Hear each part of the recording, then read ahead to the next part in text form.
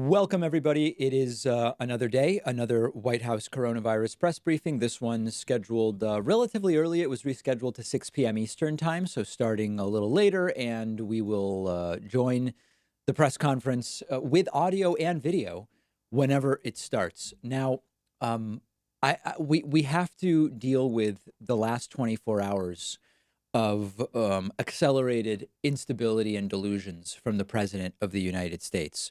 Over the last 24 hours, we have seen the president go from, I have the ultimate authority with governors and they will do what I say, to, here's a roadmap, but every governor can do whatever they want, to now going to, the governors are the bad people. I am with the protesters and imagine protesters. And we need to liberate, that's Trump's word, not mine. We need to liberate some of these states that, liberation implies enslavement. So we're going to get to all of that, but we are extremely rapidly going in the very, very, very wrong direction. So I will wait a little bit for more people to connect. We are live on Twitter, Twitch, YouTube, and Facebook. A little bit touch and go there with Twitch. I guess there's a problem right now with Restream and Twitch. We had a false start, but now it's happening. So it's all very, very exciting. We are back today to a membership goal. We've bolstered the power, more power on the David Pakman Show website, and it should be well equipped for today. I'll talk about that a little later. And in a moment, I'm going to get to the rapidly increasing weaponization of propaganda by the president. A few super chats to mention. Zesty African says, David Pakman, more like David Paku Paku Uwu Kawaii. Okay. Panda Man says, hey, David, is it true what they say about Jewish guy's penis? I don't know what they say. That's not a conversation I've ever had with anyone. Matthew Long says, please debate Kyle Kulinski on voting for Biden. Yeah, I don't know. I think that arguably will divide the left, and I'm looking not to divide the left because removing Trump is so important. Quincy Vagel says, David, I have friends who dislike Trump but say they'll vote third party or sit it out because they dislike Biden. Can you explain why this only helps Trump? Yes. Anybody who doesn't vote is getting Trump one vote closer to reelection. Anyone who votes for third party candidate is getting Trump one vote closer to reelection. That's a vote Trump doesn't need to win. So I've got a bunch of clips about that. And, I don't know that we want to get to something so ugly today.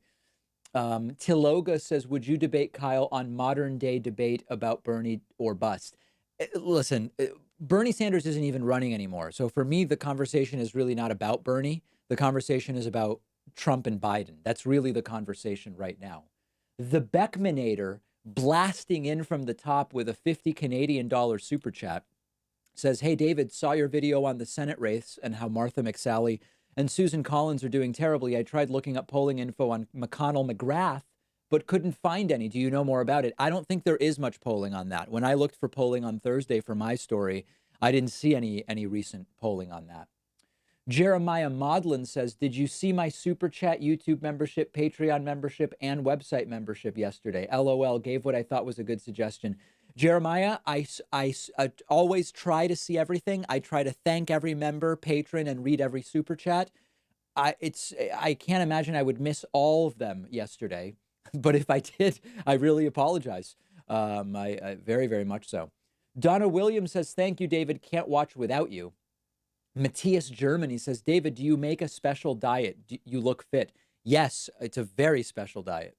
It's so special I couldn't even really qualify it or quantify it.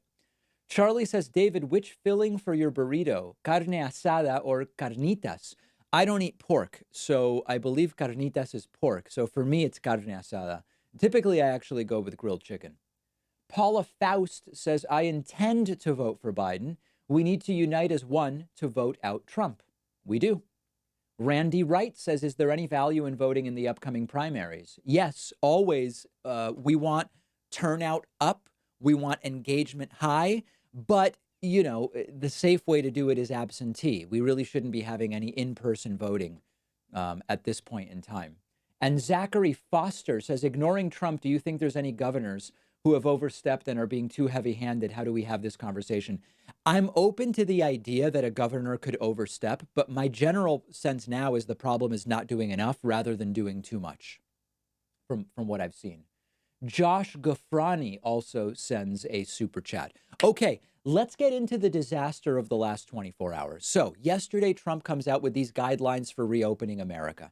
The guidelines are not in principle ridiculous. They're not in principle ridiculous. You need 14 days of declining.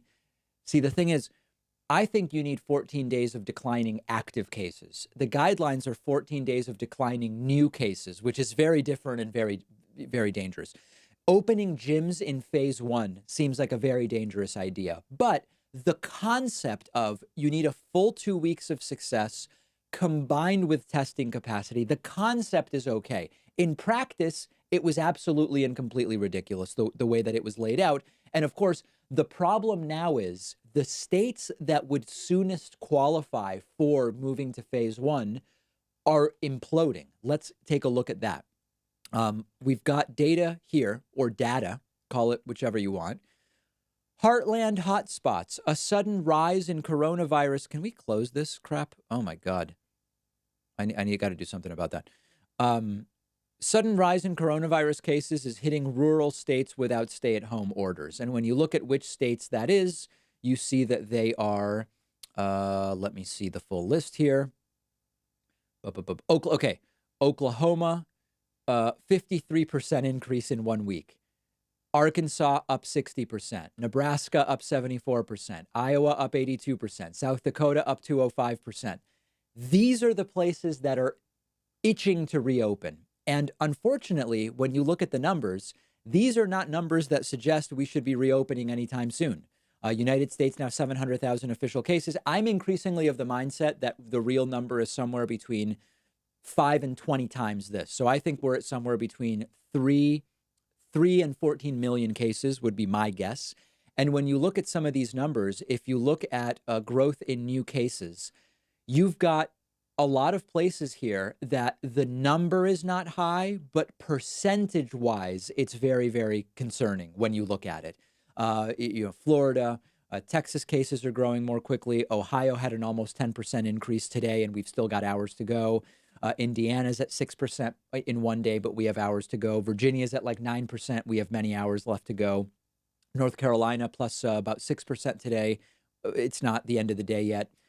Tennessee up 5%. Arizona up 6-7%. So if you're growing 6 or 7% a day, in 10 days, you are a huge hotspot. And we are going in a very, very dangerous direction. I'm desperate to get out of this as much as anybody, but this doesn't seem like the right time to do it. When you look at the national numbers, again, have we peaked or not?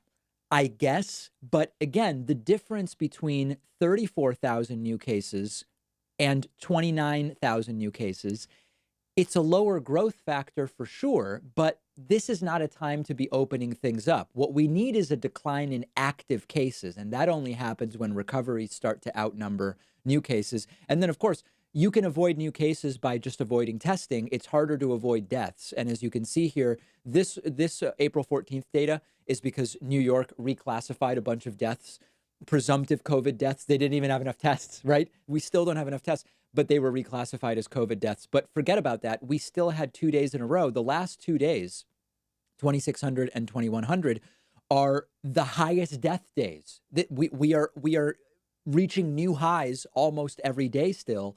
And it is very dangerous to look at reopening right now. Now, one other very brief thing to mention.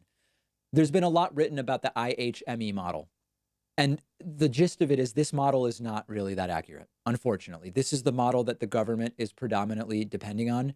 It really doesn't seem like it's that accurate. We did get an update. We went 4 days without it being updated. It was updated today. So the good news is the peak death day is now presumed to have been April 15th.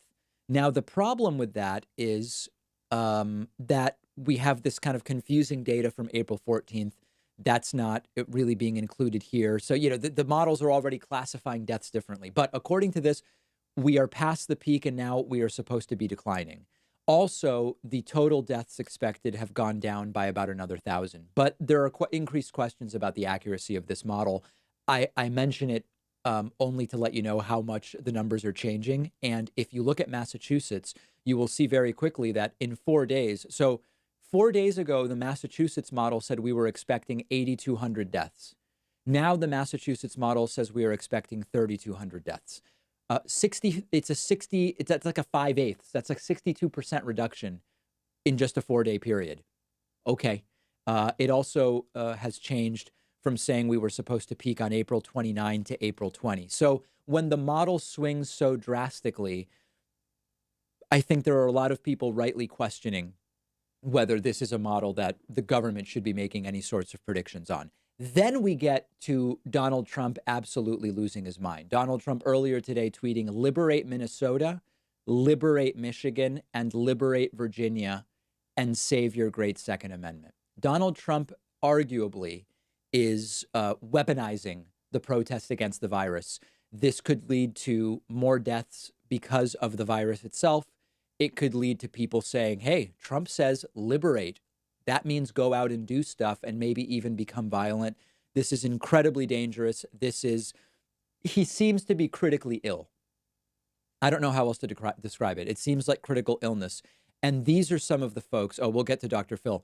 These are some of the folks that are out protesting. I can't go between those houses. You can't buy paint. You can't buy lawn fertilizer or grass seed or whatever. I mean, come on. All statewide? Really? You know, it's time for our state to be opened up. We're tired of not being able to buy the things that we need, go to the hairdressers, get our hair done. There you go. So those are the types of folks that are protesting. Sorry about that. And then, we'll get to that later too. Now, listen to Dr. Phil. Listen to what Dr. Phil said to Laura Ingraham. Well, Laura, they never are. And thank you for having me on. And thank you for giving a voice to this because it's so very important. This is invisible. I can't show you an X-ray of depression. I can't show you an X-ray of anxiety. But the fact of the matter is, the longer this lockdown goes on, the more vulnerable people get. And it's like there's a tipping point. There's a point at which people start having enough problems in lockdown that it will actually create more destruction and actually more death across time than the actual virus will itself. How many times is he going to use the word actual? 250 people a year die from poverty. And the poverty line is getting such that more and more people are going to fall below that because the economy is crashing around us. And they're doing that because people are... Economist Dr. Phil. ...are dying from the coronavirus. I get that. But look, the fact of the matter is we have people dying. 45,000 people a year die from automobile accidents. Okay, so automobile accidents don't spread via contagion, right? Important. 45,000 people a year are not dying in accidents because somebody coughed on them. 180,000 from cigarettes. Okay, cigarettes.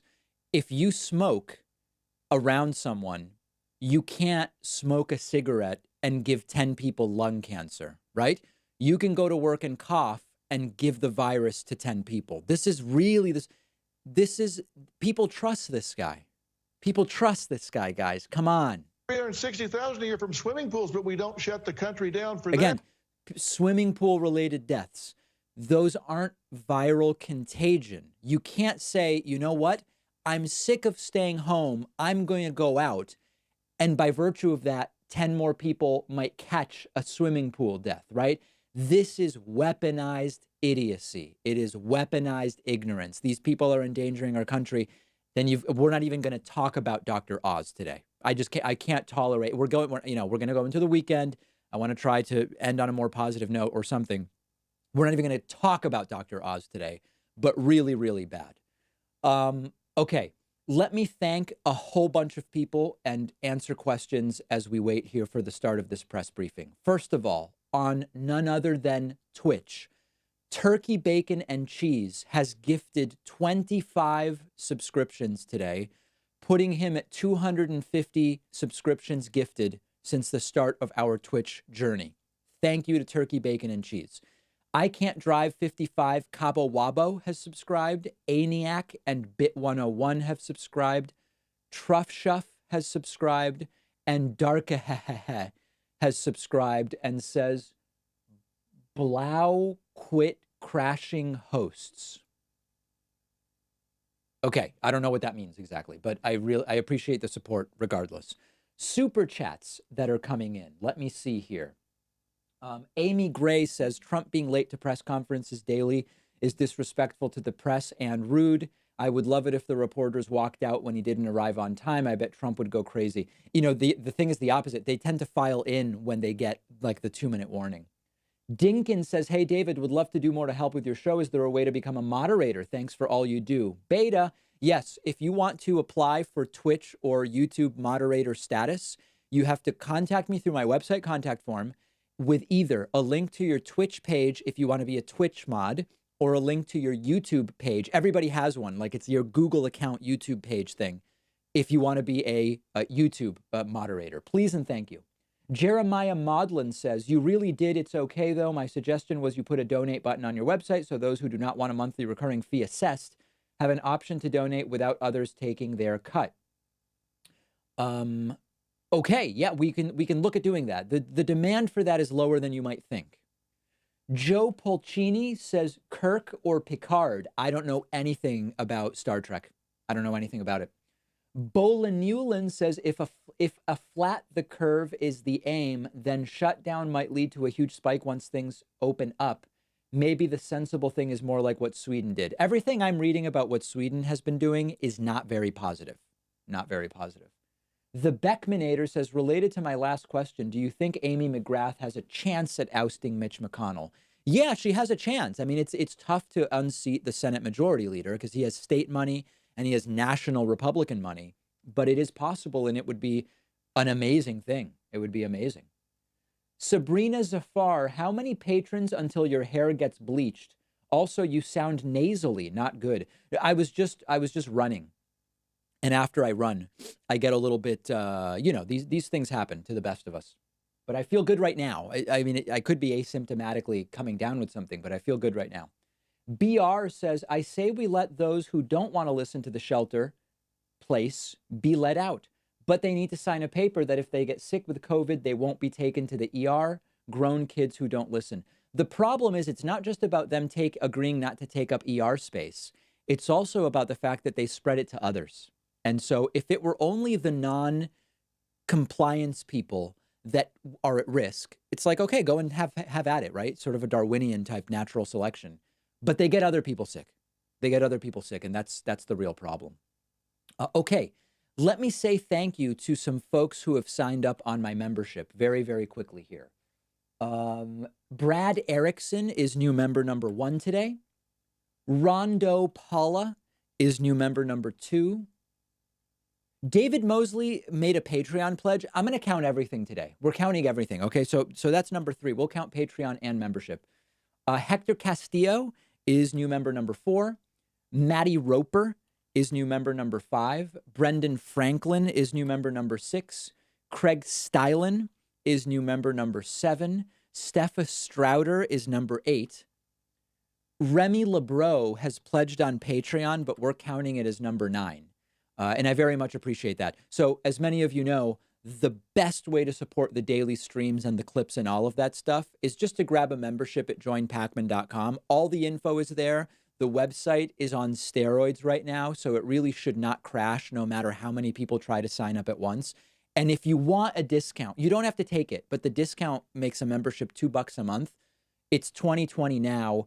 We're down about 550 members since March through the virus fiasco. And it's very understandable why. I totally get that. But if you are in a position where a couple bucks a month is reasonable for you, we're asking that you sign up at joinpacman.com. Everybody will be thanked. Everybody who signs up is going to receive an explosive thank you from me. Nasty Q's says, I turned a friend into a David Pakman fan, and now she watches the streams. Thanks for all you do. I appreciate that very much, and hi to your friend. Per Tiren from Sweden says, Trump can be as late as he wants. I have to pull an all-nighter since I have to go shopping in 5 hours to get non-crowded shopping. May all in chat stay well and safe. That's crazy. So if it must be midnight or 1 in Sweden, I'm guessing. and you're going to stay up all night to go shopping first thing. That sounds bad, Pear. I'm worried about that. That's scaring me. That's a scary, scary thing. Dinkins has upgraded their YouTube membership. Richard Botello says, how confrontational do you think Trump will get the media today on a scale of 1 to 10, 10 being Trump's performance Monday? I think high confrontation today. I think very, very high confrontation today. Again, if you look at the crazy stuff that Trump's been tweeting, liberate Minnesota, liberate Michigan, liberate Virginia, almost now like it's Trump against the governors after saying we're working with the governors, I would expect a very, very aggressive Trump today. Real quick, one other thing I wanted to show you. Here's a video of people, Christopher McDonald and some other people, saying that when Trump tweeted Covfefe, whenever it was, 2017, it was a signal about coronavirus. Guys, COVID, Covfefe, right? Right? Take a look. You as a group of very intelligent folks that gathered together. I believe most of them were military. Yes. And they work directly with the president.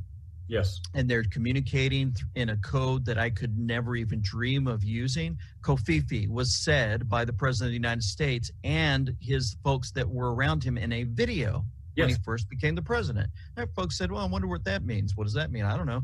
Well, then it come to find out the COVID-19, when you break it down, is Covfefe. Right. Yeah. So they already were sending a signal downrange to the evil ones. Right. We know what's going on. Yeah. Yeah. So, I mean, listen, guys, how do you even fight that? That's overwhelmingly precise and accurate. And I think that that's all. It sounds legit to me. Exactly. It sounds legit to me. Okay. Ms. Smith says, you were wonderful in making sense of the insanity. Thank you. Do you think Trump and company will rob us blind? Then Democrats will have to resolve. I hope not. I hope not. There's this idea that there's people on the left who want Trump to do bad things to people and hurt people so that then someone can come clean it up and remove Trump. No, Trump needs to be removed, period. And the idea that I want the stock market to fail or people to die, it's crazy. It's literally crazy. Black Butterfly says, what do you think would happen if the West Coast states decided to secede from the Union during the pandemic? I don't even really want to engage in that because that's just not going to happen. Rat Cracker says, Ben Shapiro says a healthcare system can have only two of the following: cost, quality, or universality. Is that true? What evidence proves or disproves? That's not true. You can have all of these things. It's just how much are you willing to pay? So it's not the idea that you can only have two is not accurate. Imagine that you have like a triangle, and if you want to have a lot of two, it's going. So let me put it. I've actually done segments on this before. If you want high quality and high universality, it's going to be expensive. We just might say it's worth it, and we're going to pay for it. If you want low cost and high quality, it probably can't be universal. If you want universal and low cost, the quality probably has to be low. So it's wrong. It's just a matter of we can have it. It's just going to be more expensive than some right wingers believe is worth it to have a high quality universal healthcare system. But no, he's wrong that you can't have it. Very wrong.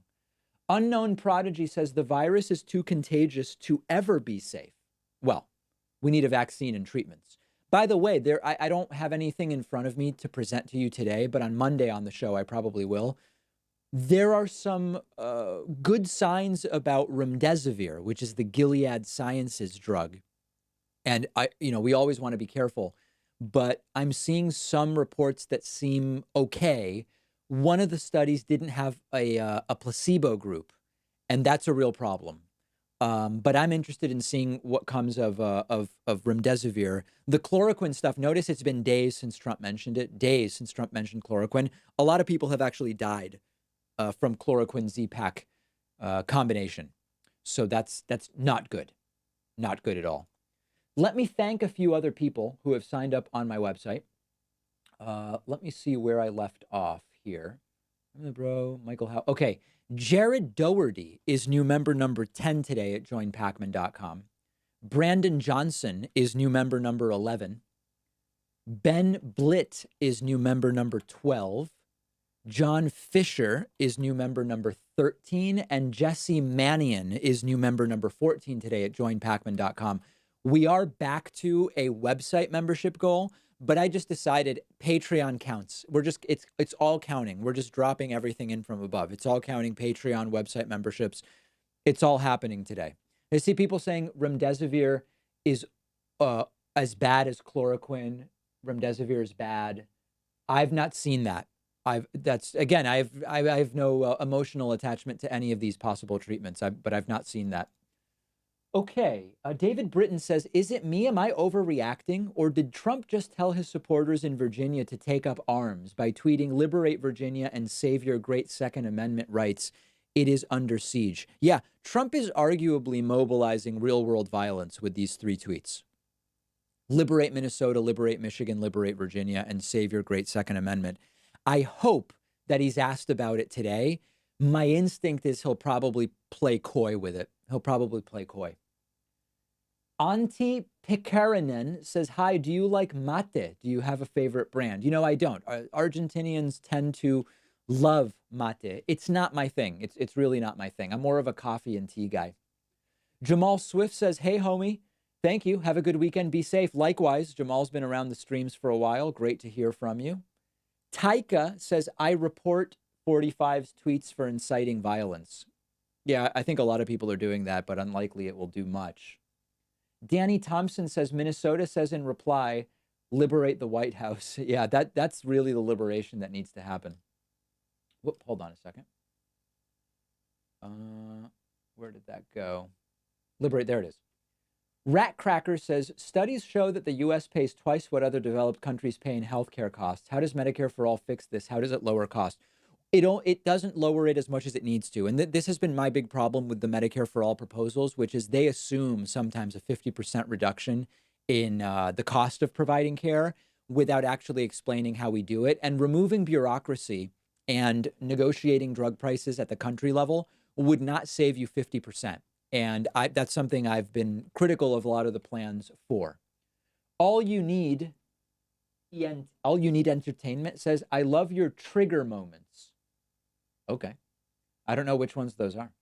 James Muck says, did you see the video of the public and emergency services clapping on Westminster Bridge in London? Makes me embarrassed to be a Londoner. I did not see that.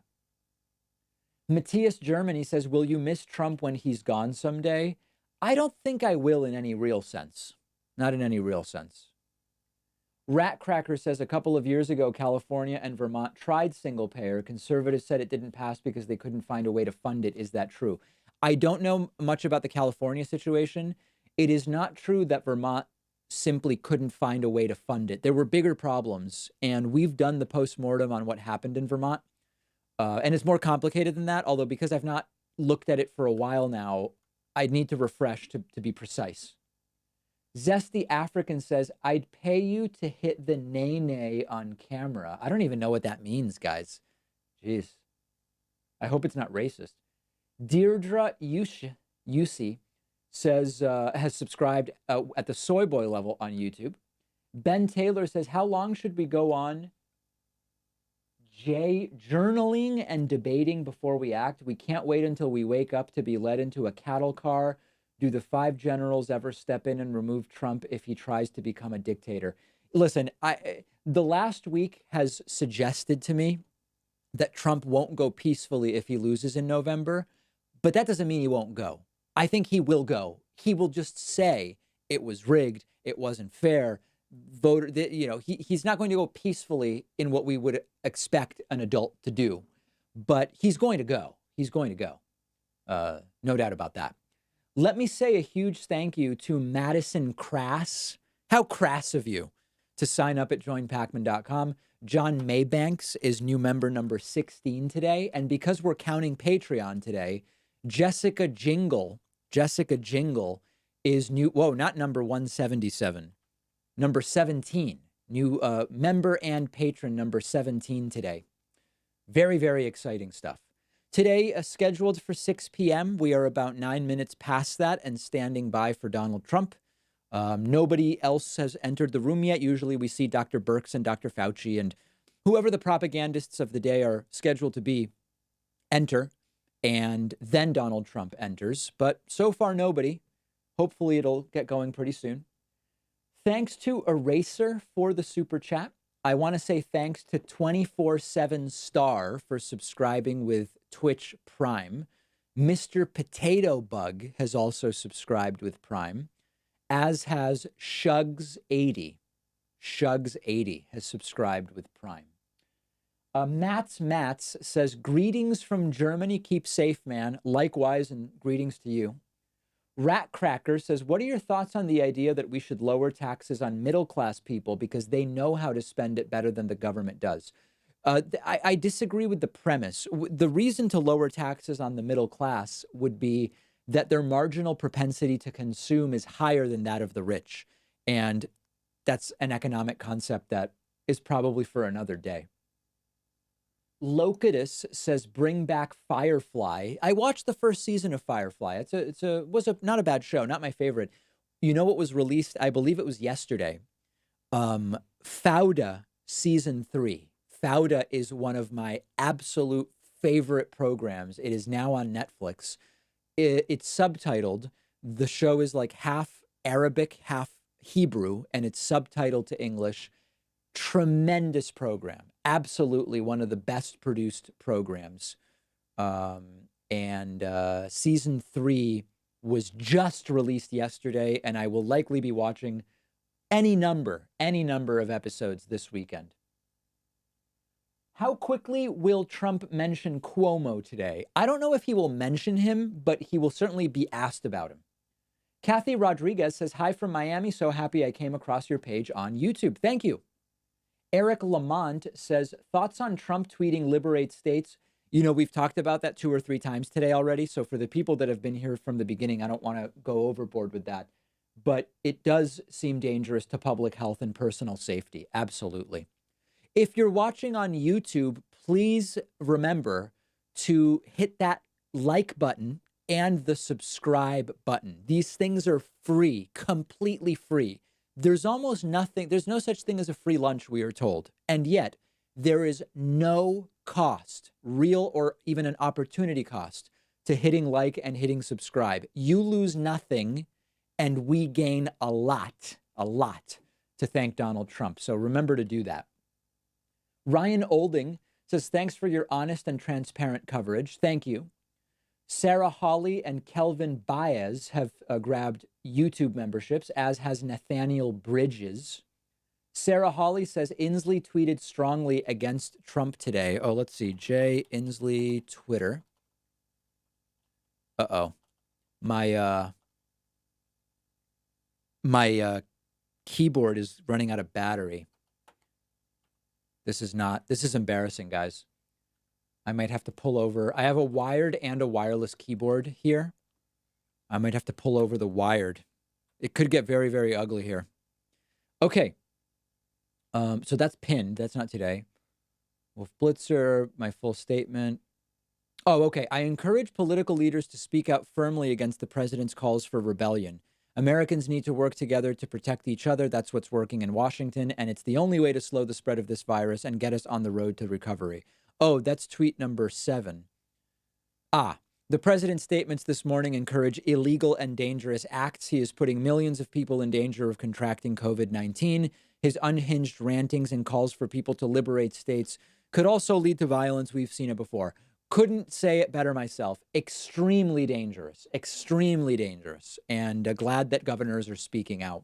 Let me say thank you to a user who goes by the name of A Black Woman for subscribing with Twitch Prime. Also want to say thanks to Blitz Linster for gifting 10 subscriptions today on Twitch, which is a beautiful act of community. I love it. Very, very much love it. Also, thanks to Phil Magid, who is new member number 18 today on my website, joinpacman.com, and Dave Britton, who is new member number 19 today at joinpacman.com. Thanks so much. Really appreciate the engagement and the support. It's really great to be able to meet with everybody at sort of this time most weekdays and hear how everybody's doing, and the support has been really great. MIT UCLA is a dirty word in Urundi, Burundi, says, what do you think of people who may want to move out of the country if Trump gets reelected? I think very few of them will really do it. You know, we see that with many election cycles. And, you know, most people are going to stay in the country that they call home, period. So I get the feeling of it, but very few people actually do it. Constitutional Peasant says right-wing YouTube folks go on each other's shows quite a bit and share fans. Is this something we on the left need to emulate? I'd love to see you on Majority Report, Destiny, Nomi's show, and others. Yeah. I mean, you know, here's the thing. The reason I don't tend to invite other hosts on my show very often is the interviews don't do well. People in my audience tend not to be that interested in seeing me talk to other people they can just also watch on YouTube who do the same thing. The segments don't do well, which is why I tend not to do them, quite frankly. Yora Monathan says, bingo bandana as a new element to your David Pakman show. Whoops, where'd that go? Uh-oh, where did that go? To your David Pakman show merchandise. Yeah, we could look at a bandana. We could look at something like that.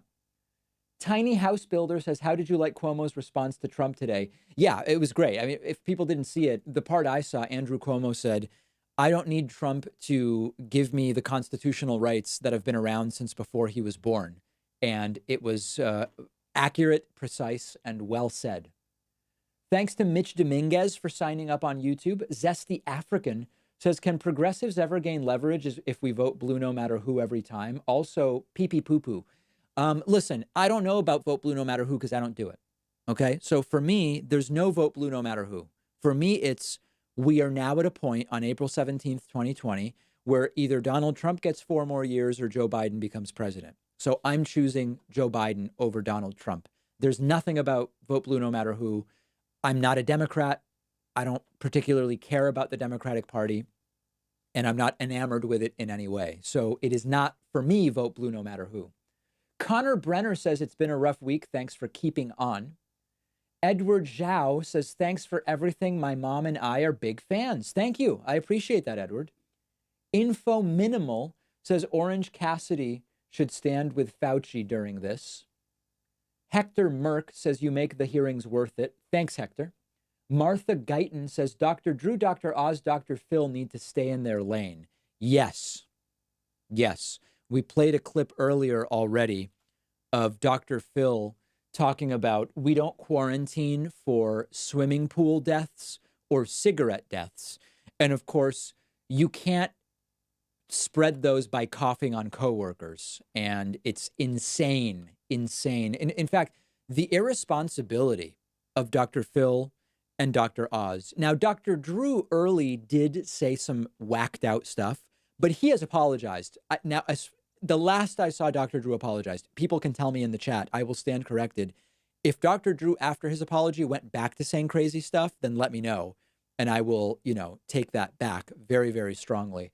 But as far as I knew, Dr. Drew had apologized for his embarrassing misstatements about the virus. Ratcracker says, will you debate Kyle Kulinski on voting for Biden? Again, I'm not looking to divide the left, and I think that such a debate could only serve to divide the left in the net. So I want to avoid that. Bolin Newland says, thoughts on half of Iceland having COVID without knowing it, no symptoms, no nothing, good news or bad. So I don't know I think that there was a sample done, and it was a self-selected sample that showed 50% antibodies. But that does not, if that's the study you're referring to, that does not mean that half of the country had it. That being said, it's not inconceivable. But if you're referring to the same study I saw, it is not actually evidence of that. Ron says, with all the anti-China rhetoric from Trump and the right wing, are we on the verge of a conflict with China? Quite possibly. I was actually reading a lot about that yesterday.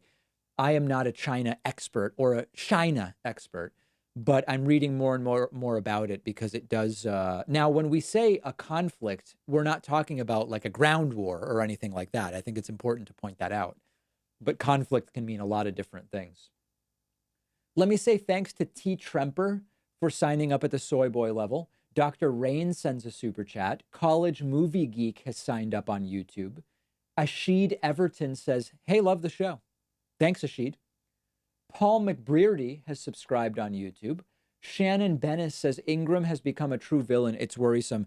Yeah, you know, the thing for me about the whole Dr. Phil on Laura's show is she's a well-educated woman. There's no way in hell that she believes this crap. There's also a clip. There's a clip of her. I'm not going to play it now because it looks like we're close to starting, but there's a clip of her interviewing Fauci where she said, hey, we didn't shut down over SARS or HIV. Why do we have to shut down over coronavirus? I don't think she's that stupid. I think she's just, you know, propagandizing and doing what Fox News has decided is going to be their lane. She couldn't possibly be that stupid. I think. Matt Melendez says that Super Chat user's name was pronounced Locutus of Borg. It's another Star Trek reference. Keep up the good work. Yeah, I'm not a big Star Trek guy. Rumio says, here you go. Go buy some batteries. Yeah, I've got this wireless keyboard because most of the elements of my setup are kind of far away. And I think it's just dying. I also have a wireless mouse, and I just replaced the batteries on this a few days ago. It's possible that they have a similar battery life. Here's Dr. Fauci, Dr. Birx, Dr. Redfield coming in. I believe that's Sonny Perdue, the Agriculture Secretary. Admiral Giroir is there. For-profit healthcare propagandist Seema Verma is there. And Donald Trump not far behind. Let me get a few other thank yous in. Hugh Jasul, I know that one. I watch Howard Stern, is new member number 20 today. Christine Coley is new member number 21. Linda Stranger is number 22. And I think that catches me up. Thank you very much. JoinPacman.com is the place to sign up. I will switch to the C-SPAN feed after a minute or two because I like the audio level on it. It's cleaner. And they show the reporters when the reporters ask questions. So don't panic when I do that. Everything's going to be just fine. But the C-SPAN feed often takes a few minutes to start, which is why we'll start with this completely toxic Fox News feed. But then I will be switching over, and it's going to be very, very exciting. Is this the Agriculture Secretary, Sonny Perdue? Now I'm unsure if it is. If he's there, it's clearly going to be about some propaganda related to the food supply. But I actually now am doubting if that's Sonny Perdue. Thanks to Jay Carr, who is new member number 23. Here is Trump. Let's see what happens today. Expect insanity. Thank you very much. I just had a great conversation with the leading faith leaders of our country. It went Bad idea. Extremely well. We learned a lot. I learned a lot. And all right, let's just make the switch now. So we'll be live over here on C-SPAN from the get-go. The audio feed is better. We've got better angles, and I just think it'll be a better experience for all of us. thank you. Thank you very much. I just had a great conversation with the leading faith leaders of our country. It went extremely well. We learned a lot. I learned a lot. And about what? We're working on some things that are very interesting and very positive. I thank them all for being on the call. And yesterday, we unveiled detailed guidelines for America's governors to initiate a phased, safe, and gradual reopening of America. That's what's happening. The guidelines provide governors with the fact-driven and science-based metrics they will need to make the decisions that are right for their own particular state. To view the guidelines, you can go to the website at whitehouse.gov/openingamerica. So that's whitehouse.gov/openingamerica. Treasury has sent out economic relief payments to more than 80 million Americans who have their direct deposit information on file with the IRS, and an incredible success it has been. If you have not received your check, please visit irs.gov, get my payment. How about that one? irs.gov, get my payment. How about that one? That way the IRS can get you your payment in days, and they've done a fantastic job, I have to say, and you won't have to wait for a check in the mail. I have some very good news. We sent out 80 million deposits, and less than 1% had even little problems. A couple had minor glitches, but it's substantially less than 1%. So out of 80 million deposits, less than 1%, and that gets corrected immediately. So just please do as I say. You'll get that very quickly, very easily. Today, I'm also announcing that Secretary Perdue, who happens to be right next to me, handsome man, and the Department of Agriculture will be implementing a $19 billion relief program for our great farmers and ranchers as they cope with the fallout of the global pandemic. Very honored to be doing this. Our farmers, ranchers, we have, these are great people, great Americans. Never complain, never complain. They just do what they have to do. The program will include direct payments to farmers as well as mass purchases of dairy, meat, and agricultural produce to get that food to the people in need. The USDA will receive another $14 billion in July that will have funding to continue helping, and this will help our farmers and our ranchers, and it's money well deserved. Weird. So not only were they targeted at one point by China, and that was over a period of time, and you saw that happening, and they never complained, but that worked out very well. $12 billion they got, and $16 billion they got, and now it's $19 billion. And I'm just going to ask Secretary Perdue to explain exactly how we're going to handle it. Thank you. Oh, boy. Well, Mr. President, you may remember earlier this year, you tweeted a message to our farmers and ranchers that no matter the circumstances, you pledged to stand behind them. And while none of us could ever have anticipated this type of pandemic that we're currently in, I think today's announcement is proof that you have our farmers' backs and that you will continue to do what nobody it takes could to have support. anticipated this except the Obama administration when they tried to train Trump's administration on the playbook. I think America now knows that more than ever that the wholesome food that our families depend upon and starts with America's farmers and ranchers. America, agriculture has been hard hit like most of America with the coronavirus, and President Trump is standing with our farmers and all Americans to make sure we all get through this national emergency. So today, thanks to your direction and leadership, Mr. President, USDA is announcing the Coronavirus Food Assistance Program. As you mentioned, this new $19 billion program will take several immediate actions to assist farmers, ranchers, and consumers in response to the COVID-19 national emergency. The program is really divided into two parts. One is a direct payment, $16 billion in direct payments to farmers, ranchers, and producers who've experienced unprecedented losses during this pandemic. Since we wanted to get the payments out to producers as quickly as possible, we decided to use the funds in the CCC, the current funds of $6.5 billion, combined with the 19.5 of COVID money, rather than wait for the replenishment of the CCC funds in July. Based on industry estimates of damage, Mr. President, it is becoming apparent that we'll need the additional CCC funds as we continue to track the economic losses. Secondly, and this is really important as well, the USDA will be purchasing $3 billion in fresh produce, dairy, and meat products to be distributed to Americans in need through our food bank networks, as well as other community and faith-based organizations. Having to dump milk or plow under vegetables ready to market is not only financially... Notice how they cut food stamps when there's no pandemic, and then they're like, oh, let's just start sending people food. This program will not only provide direct financial relief to our farmers and ranchers, Mr. President, but will allow for the purchase and distribution of our agricultural abundance in this country to help our fellow Americans in need. So in recent weeks, we've seen, all of us have seen the heroic patriotism of our food supply chain workers that have shown day in and day out doing the work to serve the needs of fellow Americans. Our farmers have been in the fields planting and doing what they do every spring to feed the American people, even with the pandemic as we speak.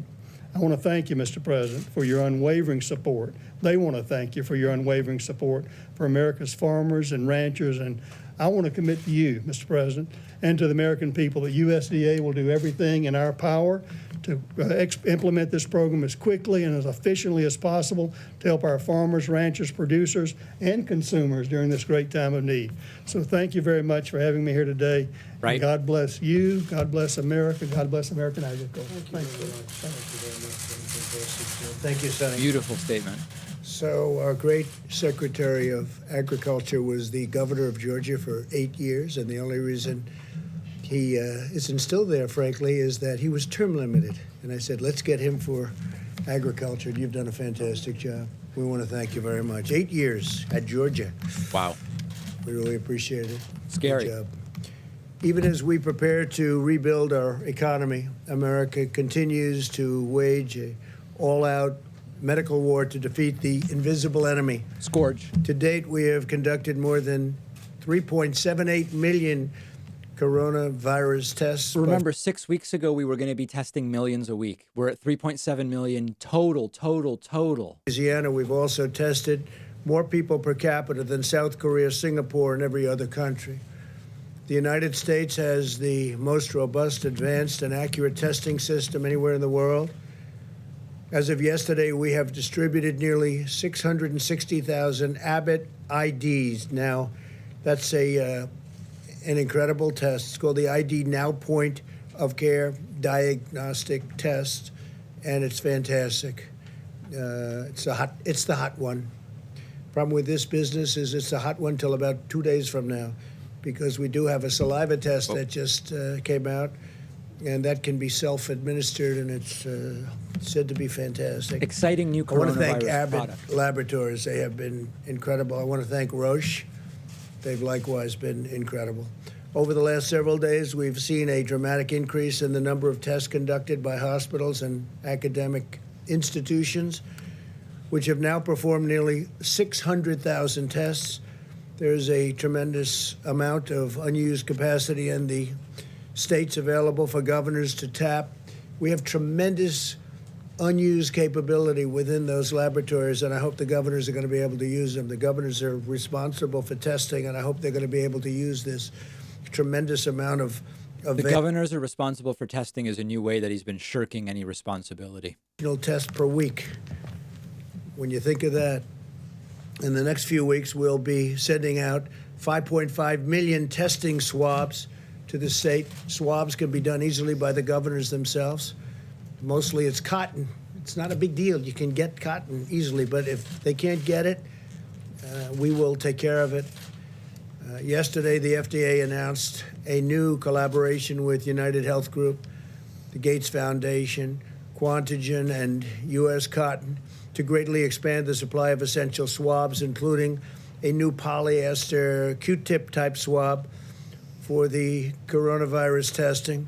All of these actions will help our testing capability continue to grow dramatically. So we're helping people even with swabs. We get ventilators. We're now the king of ventilators. We have hundreds of thousands under construction. We don't need them ourselves. The governors are in great shape. If we do, we have a great stockpile that we'll immediately send to the state in need. But we've handled that situation incredibly well. I hope people understand it. I wish the media would get the word out. What we've done in ventilators is amazing because they're big, expensive, and highly complex. Right. We're speaking to other countries. I spoke to President of Mexico today, a great gentleman, and I told him that we are going to be helping him out with ventilators, helping Mexico out, and we'll be helping some other countries too. We have a lot of very high-level, high-quality ventilators. And None of those they're here, cheap and they're ones. also being manufactured as we speak.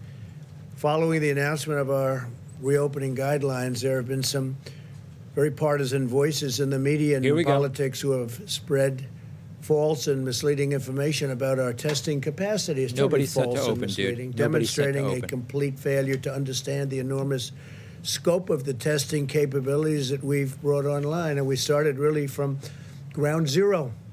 We started from really being very, very outdated and obsolete. I really want to make sure everybody remembers. 6 weeks ago, they started saying stuff like, by the end of this week, we'll be testing 1-2 million people a week. The total number of tests done is 3 million. Total. This entire time. Would love to see a question about that. The states to use that capability. The states have local points where they can go. The governor can call the mayors, and the mayors can call representatives, and everybody. Everything is perfect, and that's the way it should work and always should work. We'll help New York and all of the other states get even better on their testing. We have to get even better, and some people think a little bit differently. There are areas where you have vast amounts of area where you have very few people and almost no people are infected, and those places will be looked upon differently by different governors. Concept is And per I think you're going capita to have a lot of infection. news coming out about that over the next few days. I think certain states are going to come online, and they're going to start the early stages of the puzzle that we're putting together. And it's going to be together sooner rather than later. A lot of really incredible things are happening. And at some point in the not too distant future, we're going to have our country back.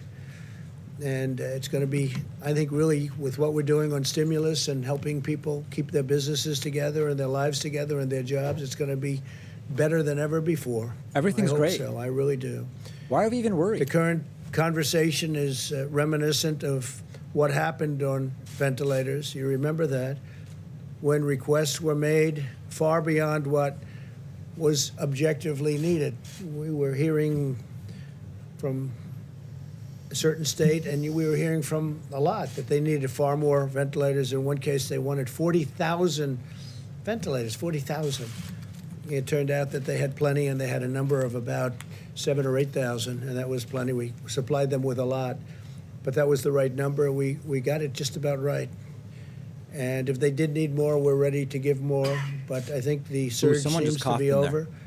And there are a lot of governors just doing a great job, and they're working with us, but we're all working together. The research and development that we've done at the federal level has been absolutely incredible. The media will be accepting of these figures when they get to see the end result. I think they're going to see it, and I think they're already seeing it. That includes not only ventilators, but beds. We built, in most cases, far more than they even needed. But we wanted to err on the side of caution. This is what the governors wanted. They wanted a certain amount in Louisiana. I spoke with the governor, had a long talk with him, and I said, "Do you think you'll need that final hospital?" And they actually didn't need it. We built a lot of beds, so I appreciate it from the governor. And we saved building a hospital. In New York, we did, How soon I does he think, say just a Javits? spectacular job at the Javits Center. There it is. And even sending the ship up became. Love it when that happens. We brought it into COVID, but they didn't really need it. It didn't get much use, but it was there and ready. It wasn't supposed to be used for that purpose. We changed it into that purpose, and it was USNS there, Comfort. ready, willing, and able. Same with Javits, but they didn't quite need the rooms that the beds that we produced. So we produced almost 2,900 beds, and I think I'd rather tell you that we were over-prepared than we were under-prepared. And that was a good faith effort by New York, I have to say that. A very good faith effort, but it's nice that we didn't need that instead of needing it. It was not very occupied, but it was ready to go. Still there should something happen, but I think they have it under very good control. As you'll hear from our experts today, we've already built sufficient testing capacity nationwide for states to begin their reopenings. Totally wrong. We really need to be testing somewhere between 1 and 22 million a day. We're doing 130,000. Most excitingly, in the coming weeks, I think you're going to see some very, very dramatic steps taken, and very safely. We're putting safety first. We may be opening, but we're putting safety first. And when you look at the numbers, when you look at the possible number of deaths, 2.2 million people, and it could have very well been that. It could have been more. Frankly, I've been looking at numbers where it could have been higher than that. So that's not true. 2.2 million would be if you literally do nothing and let it spread through the population. No president could ever reasonably do that. It's an insane thing to compare to. People, a minimum, if we did nothing, would have been 1.6. If you cut that in half, you're talking about 800,000, 900,000. Yeah. It's like someone who killed 10 people saying, listen, I could have gone out and killed 1,000 people. I didn't do that. And so I need credit for only killing 1% of the people I could have killed. That's essentially what Trump is saying here. Successful. They had between 100,000 and 220,000 to 240,000 on the upside. And I think we'll be substantially, hopefully, below the 100 number. And I think right now we're heading at probably around 60, maybe 65,000. And one is too many. I always say it, one is too many. It's a horrible thing that happened to our country. There's a horrible thing that happened to 184 countries all over the world. There's a horrible thing, and there was no reason for it. It should never, ever happen again. In a few minutes, you'll be hearing from Dr. Redfield, Dr. Fauci, Dr. Birx, and Admiral Guar to explain these facts in really great detail. Earlier this week, the FDA authorized 2 new antibody tests, which is very exciting, that will determine if someone has been previously infected with the virus, bringing the total to 4 authorized antibody tests already. This will help us assess the number of cases that have been asymptomatic or mildly symptomatic and support our efforts to get Americans back to work by showing us who might have developed the wonderful, beautiful immunity. Beautiful. Ultimate victory in this war will be made possible by America's scientific brilliance. There is nothing like us. There is nobody like us, not even close. In more ways than one. I wish I could tell you stories, what other countries, even powerful countries, say to me, the leaders. And they say it quietly and they say it off the record, but they have great respect for what we can do. And our country is at a point. A few weeks ago, think of it, 4 or 5 weeks ago, we were at a level that nobody had ever attained, the best job numbers we've ever had, the best economy we've ever had. Every company virtually was doing better business than ever before. The stock market was at all-time highs. And then one day they said, you got to close it up. And we did the right thing. We saved maybe millions of lives by doing it the way we did it. But we're paying a price, but that price is very unimportant compared to the number of lives we're talking about. The NIH and others are conducting clinical trials of 35 different therapies and treatments. Therapies being so exciting to me because that's really like if something happens, you're going to get better reasonably quickly and without such a horrible deal as some people have to go through. To that end, today, NIH announced that it is launching a public-private partnership with more than a dozen biopharmaceutical companies. A lot of money to be made there. HHS, FDA, CDC, and the European Medicines Agency, they're all working together. We're working together with a lot of other countries. The partnership will marshal and coordinate the vast resources, knowledge, assets, and authorities of more than a dozen organizations and agencies to accelerate development of the most promising therapies and vaccines. The vaccines are coming along really, really well. Johnson & Johnson is very well advanced. One thing is they have to, we're having great success, but we have to test them, and it takes a long period of time. It takes probably over a year, unfortunately, but therapies likewise are coming along very, very well. Therapies are immediate when we get that. Will he mention hydroxy today? We're also equipping our medical warriors on the front lines. In total, we have the Project Air Bridge, and the Air Bridge has been incredible. The National Strategic Stockpile and every other channel the federal government has deployed. If you think about this, 44.5 million N95 masks, nearly 524 million gloves, 63.5 million surgical masks, and more than 10 million gowns, and we have 500 million masks coming in very soon between manufacturing and orders. 500 million masks. The last few months have been among the most challenging times in the history of our nation. Yeah, he really sounds genuine. This invisible enemy is tough, and it's smart, and it's vicious. Genius germ. But every day we're getting closer to the future that we all have been waiting for. I talk about the light at the end of the tunnel. We are getting very, very close to seeing that light shine very brightly at the end of that tunnel. and it's happening, and I want to thank everybody in the room. I want to thank, I actually want to thank some of the media. We've had some fair coverage, some really fair coverage, and I appreciate it. What I'm going to do is I'm going to introduce our great Vice President, Mike Pence, and he's going to take over for a little while. I'm going to leave, and I'm coming right back, and we'll take some questions. They're going to go over our tremendous testing. You're going to leave, and I'm coming right back. And again, I'll be right back. Thank you. Thank you very much. What the hell? By the way, when Pence talks about that air bridge, I just want to gag. Thank you, Mr. President, and good afternoon, all. Today, as the President just reflected, it remains a challenging time in the life of our nation. But because of the extraordinary efforts of the American people, because of the strong partnership the federal government has forged with states across the country, we're making progress, America. Despite the tragic... Isn't it weird that Trump just said, I'll be right back, and just left? Like, it's very, very weird. Listen, I've sort of previously committed to muting Pence, so I'm going to thank some of my supporters who I like way better. These numbers are already reflected right up there, but Omar Stigler has grabbed a membership, Kelvin Baez, Jennifer Beaupre, Rachel Arrington. Thank you so much, Rachel. Jay Carr, Christine Coley, and just really great people. And Daniel Rivera wonders if Trump left to reload on Sudafed. We don't have evidence of that. We really don't know. Others suggesting that it's a bathroom break. Erythropathak wants to know about Joe Biden and Justin Bieber sharing the same initials and having huge fan bases.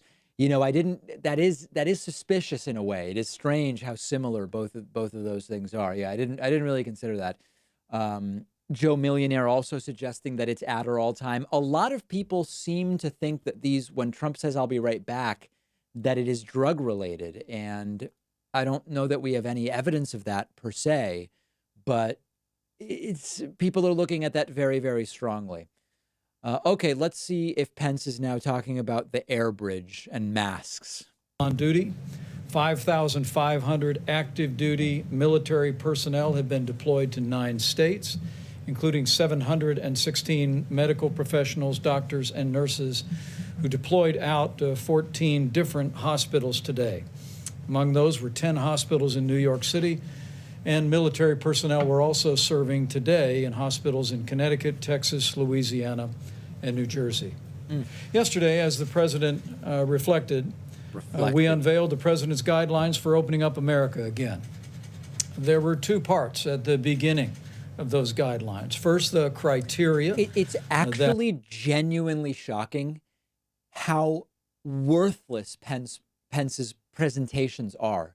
He communicates nothing newsworthy. He just praises Trump, and it's like everybody has to play the game. The reporters have to sit there just staring at Pence.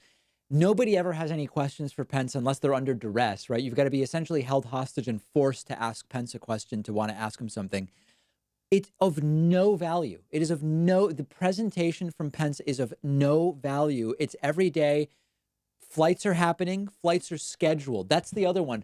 When he brags that airbridge flights have been scheduled. Oh, okay. I mean, is it relevant that there's a flight landing in 17 days with some number of masks that we'll never really know if it arrived? Right? I mean, I hope people understand what we're talking about here. And, okay, I think people get it. I mean, people are bailing. Pence's ratings are a disaster. People are flying out of the stream right now because Pence won't stop talking about, this completely bogus stuff. To our most vulnerable populations. As the president has made clear, governors will decide the time and manner that their states reopen, and we will look to support them in that effort. But as we assured the American people yesterday, with the president's direction, our administration will continue to work with governors across the country to ensure that they have the equipment and the supplies and the testing resources to reopen safely and responsibly. On the subject of supplies, today we issued a letter to our nation's governors summarizing all the medical equipment and supplies that have been distributed to their state from FEMA between the 1st of this month and April 14th through Project Airbridge and through the Commercial Supply Network. We'll be speaking with our nation's governors on Monday, and detailing that information at that time. As of April 16th, as the President reflected briefly, FEMA has coordinated the delivery of millions of pieces of medical equipment, including 44 million N95 respirators, 63 million surgical masks, more than 10,000 ventilators, and of course deployed more than 8,600 federal medical station beds. On the subject of testing resources, we're going to take some time to speak about our administration's approach in partnership with states to continue to expand testing across the country at this briefing. But from the very outset of this epidemic, President Trump made efforts to essentially reinvent testing in America. The traditional testing in this country that takes place at CDC or at state labs was designed for basically the kind of diagnostic testing that is routinely required. But the President early on in this effort brought together the leading commercial labs in America. We forged a public and private partnership. There's truly nothing worse than this. There's really nothing worse than this. Imagine that Pence went at the end. Like, imagine Trump spoke, doctors spoke, questions, then Pence. Nobody stays, right? Because there's not, I want to hear from Dr. Fauci, Dr. Birx here, and they put this in the middle about how great Trump is and how he scheduled a flight. Direction of Dr. Deborah Birx, that is working around the clock to identify additional testing capacity across the country. We believe that states could actually more than double the amount of daily testing that is happening today by simply activating all of the labs. And Dr. Birx will detail some of those resources today, and we'll be going over those very specifically with governors on Monday. We've also been promoting the development of new and innovative tests. We all know about the 15-minute Abbott test, but the FDA is currently working on an antibody test that literally could add 20 million new tests to our supply even before the end of April. I want to assure the American people that we're going to continue to work with your governors and with your state health officials to scale testing in the days ahead. But as you'll hear from all of our experts tonight, our best scientists and health experts assess that states today have enough tests to implement the criteria of phase 1 if they choose to do so. That is a lie. Let me say that again. Lie again then. Given the guidance in the President's new guidelines for opening up America again. Yeah, tell the lie. States that meet the criteria for going into phase 1 and then are preparing the testing that is contemplated by going to phase 1. This is a Our lie. best scientists and health experts assess that today we have a sufficient amount of testing to meet the requirements of a phase 1 reopening. That is not true. Governors should choose to do that. And you'll hear more detail on that in just a moment. Yeah. At the President's direction, we're going to be presenting an outline of our approach to testing in partnership with states during this briefing. Our approach will continue to be locally. By the way, just so everybody knows, in partnership with states, Trump tweeting, governors need to start testing more. They are slowly offloading all responsibility on testing to governors, despite the fact that it's the federal government and the FDA and the CDC that is licensing tests, that is responsible for approving tests, right? That is so, but it doesn't matter. They need now to be able to say, if a state doesn't have enough tests, it's the state's fault and the state's fault alone. Very readily. And Admiral Giroir of the U.S. Public Health Service will summarize our approach.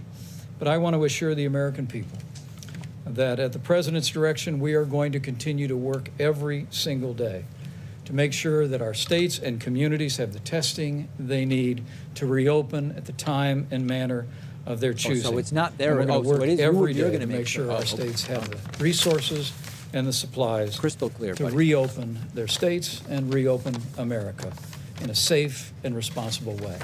With that, Dr. Fauci. We learned zero from that, other than that he lied.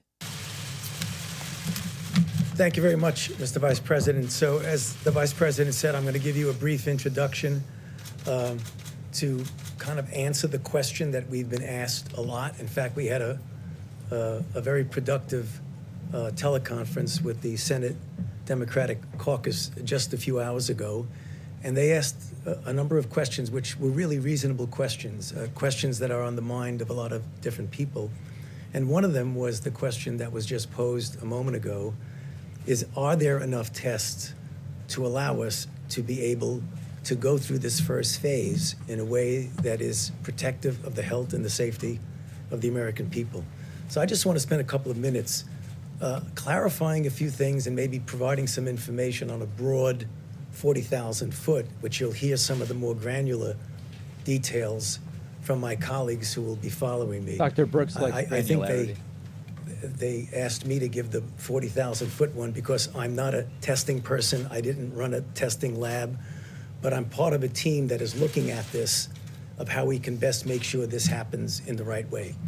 So first of all, let me say something that we've said before, and I apologize if I'm repeating things that you already know, but I think in some respects it's important to do that so that people have clarity in what we're talking about.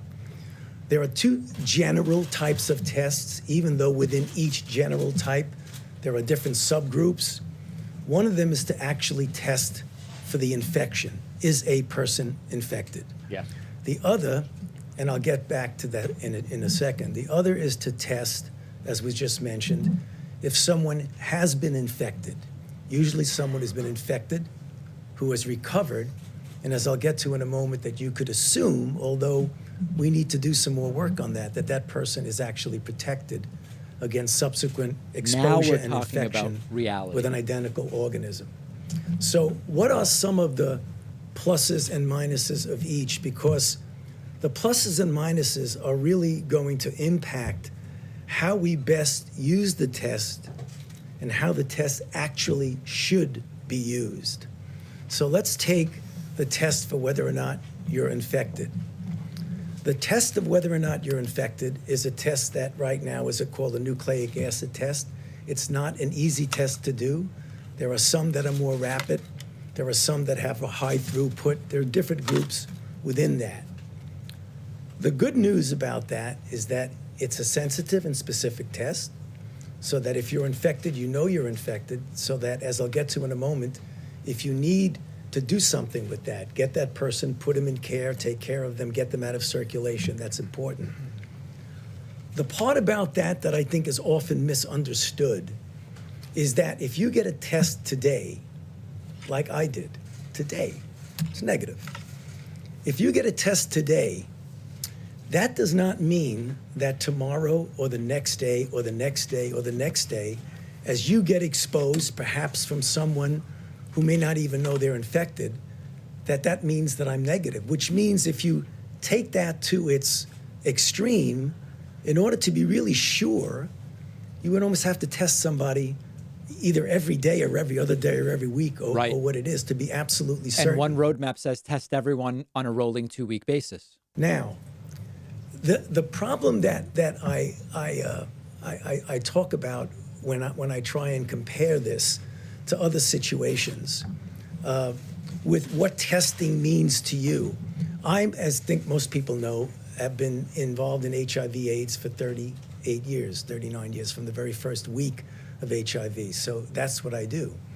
If you get a test for HIV and you are negative and you do not practice any risk behaviors, you can be guaranteed that next month, 6 months, 1 year from now, you will be negative if you don't have a risk behavior. So there's a big difference there about what testing actually means. So the point I think you're getting is that although there is clearly a place for needing to test somebody for a given reason, a test means you're negative now. Now, the other test is an antibody test, a test that tells you, in fact, that you've been infected. That's really good. You're going to hear a bit about that from my colleagues in a moment, because that will give you a broader view of two things. One, what the penetrance of the infection had been. And number two, you can make an assumption, though we still need to prove that. I mean, we are assuming that if you're infected and you have antibody, you're protected. And I think that's a reasonable assumption based on our experience with other viruses. But what we want to make sure that we know, and these are some of the challenges, what is the titer that is protective? How long is the protection? Is it 1 month? Is it 3 months? Is it 6 months? It's a year. So we need to be humble and modest that we don't know everything about it, but it really is an important test. The other thing is the difference between testing and monitoring out there, what's out there. The difference between what we really need it for phase one is to be able to identify, isolate, contact trace, a very important part of when you're pulling back gradually and slowly on the mitigation, and you have people who might be infected. You want to know they're infected. You want to put them in care. That is something that we absolutely need to do. But there are other ways. I want to make sure people understand that not to underestimate the importance of testing. Testing is a part, an important part, of a multifaceted way that we are going to control and ultimately end this outbreak. So please don't anyone interpret it that I'm downplaying testing. But the emphasis that we've been hearing is essentially testing is everything, and it what isn't. What we do need to hear is the number of tests we need to be able to be doing a day, which he hasn't said. Part of that. Now, just a couple of things before I hand it over to my colleagues. No doubt that early on we had a problem. I have publicly said that we had a problem early on. There was a problem that had to be corrected, and it was corrected. It was a problem that was a technical problem from within that was corrected, and it was an issue of embracing the way we have now and should have the private sector, who clearly has the capability of making and providing tests at the level that we will need them for any of the things that I've just spoken about. So, having said that, right now, I totally understand, and I'm going to let alone my colleagues understand, that although we say there are X number of tests out there, and you're going to hear from Admiral Giroir about that, the fact is there have been and still are situations that are correctable and will be corrected. Okay, so I think Trump's gone because they're actually being more realistic about not everything is perfect. A lot with my colleagues because, believe it or not, some long time ago, I was where they are in the hospitals, in the emergency room, looking at very sick individuals that you need to take care of. And I know what it means when someone tells you, hey, you have what you need, and you look around and you say, well, maybe you think I have what I need, but I don't really have what I need. So we have to figure out, how do we close that gap? And there are a lot of things that I think we've learned and that we are correcting and going to correct. Namely, you have a situation where tests are needed and appropriate, and either people have found there's no tests, or there's no reagents, or there's no swabs, or a person needed a test and were told that there was a restriction. They couldn't get a test. These are all the things that I'm telling you, you already know because you've heard them. So right now, or there's a delay of 5 to 7 days. And what does that mean if you want to get somebody out of circulation? We understand that that existed, but upon careful examination, what you are going to hear, that many of those have been already corrected and other of those will be corrected. Because what I think people don't appreciate through no fault of their own is that there are two issues. There's supply and demand. And if you have a supply that can meet the demand, but the supply is not connected to demand, then supply-demand falls apart. What do I mean by that? I mean there is existing capacity that we have that for one reason or other maybe has not been fully communicated as to the availability of that existing capacity, and you're going to hear about that now. There's production capacity that gets better and better and better. And that's what we're talking about, because for what we need now, we believe that with better communications, we'll be able to make that happen. So I know there's going to be a lot of questions about that. I don't want to go on too long, but let me just finish by saying, given what I've just said and what I believe what you're going to hear, that for what we need in the first phase, if these things are done correctly, what I believe they can, we will have and there will be enough tests to allow us to take this country safely through phase one. Thank you. Okay, more realistic. I would love to have seen numbers, but maybe someday we'll get that information. Thank you, Mr. Vice President. I want to make a few comments here. First, I want to talk a little bit about CDC has developed multiple systems to monitor disease outbreaks. I think many of you are familiar, for example, how we monitor for foodborne illness or how we monitor for antibiotic resistance in hospitals. Well, we've also developed a system to monitor for upper respiratory tract disease. If I can get the first slide there. This is an example because when we talk about what we know about this current pandemic, the reality is we know a lot because we've developed these monitoring systems. Up on the slide is a system that we've developed initially for flu. And what it does, as you can see, there's a multiple different flu seasons, and they track them over the course of a year. I want you to look at the red line, and that happens to be this year's respiratory season.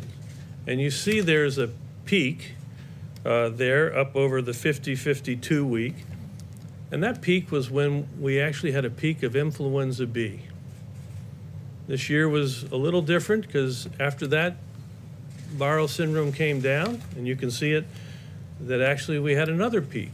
And that's when influenza A was active through our country. And you can see influenza A started to drop, but then you saw a third peak. That peak was, you were looking at the coronavirus 19.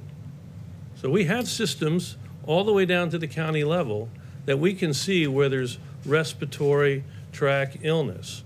And so it's not just taking a test, it's monitoring these systems that have been developed over decades.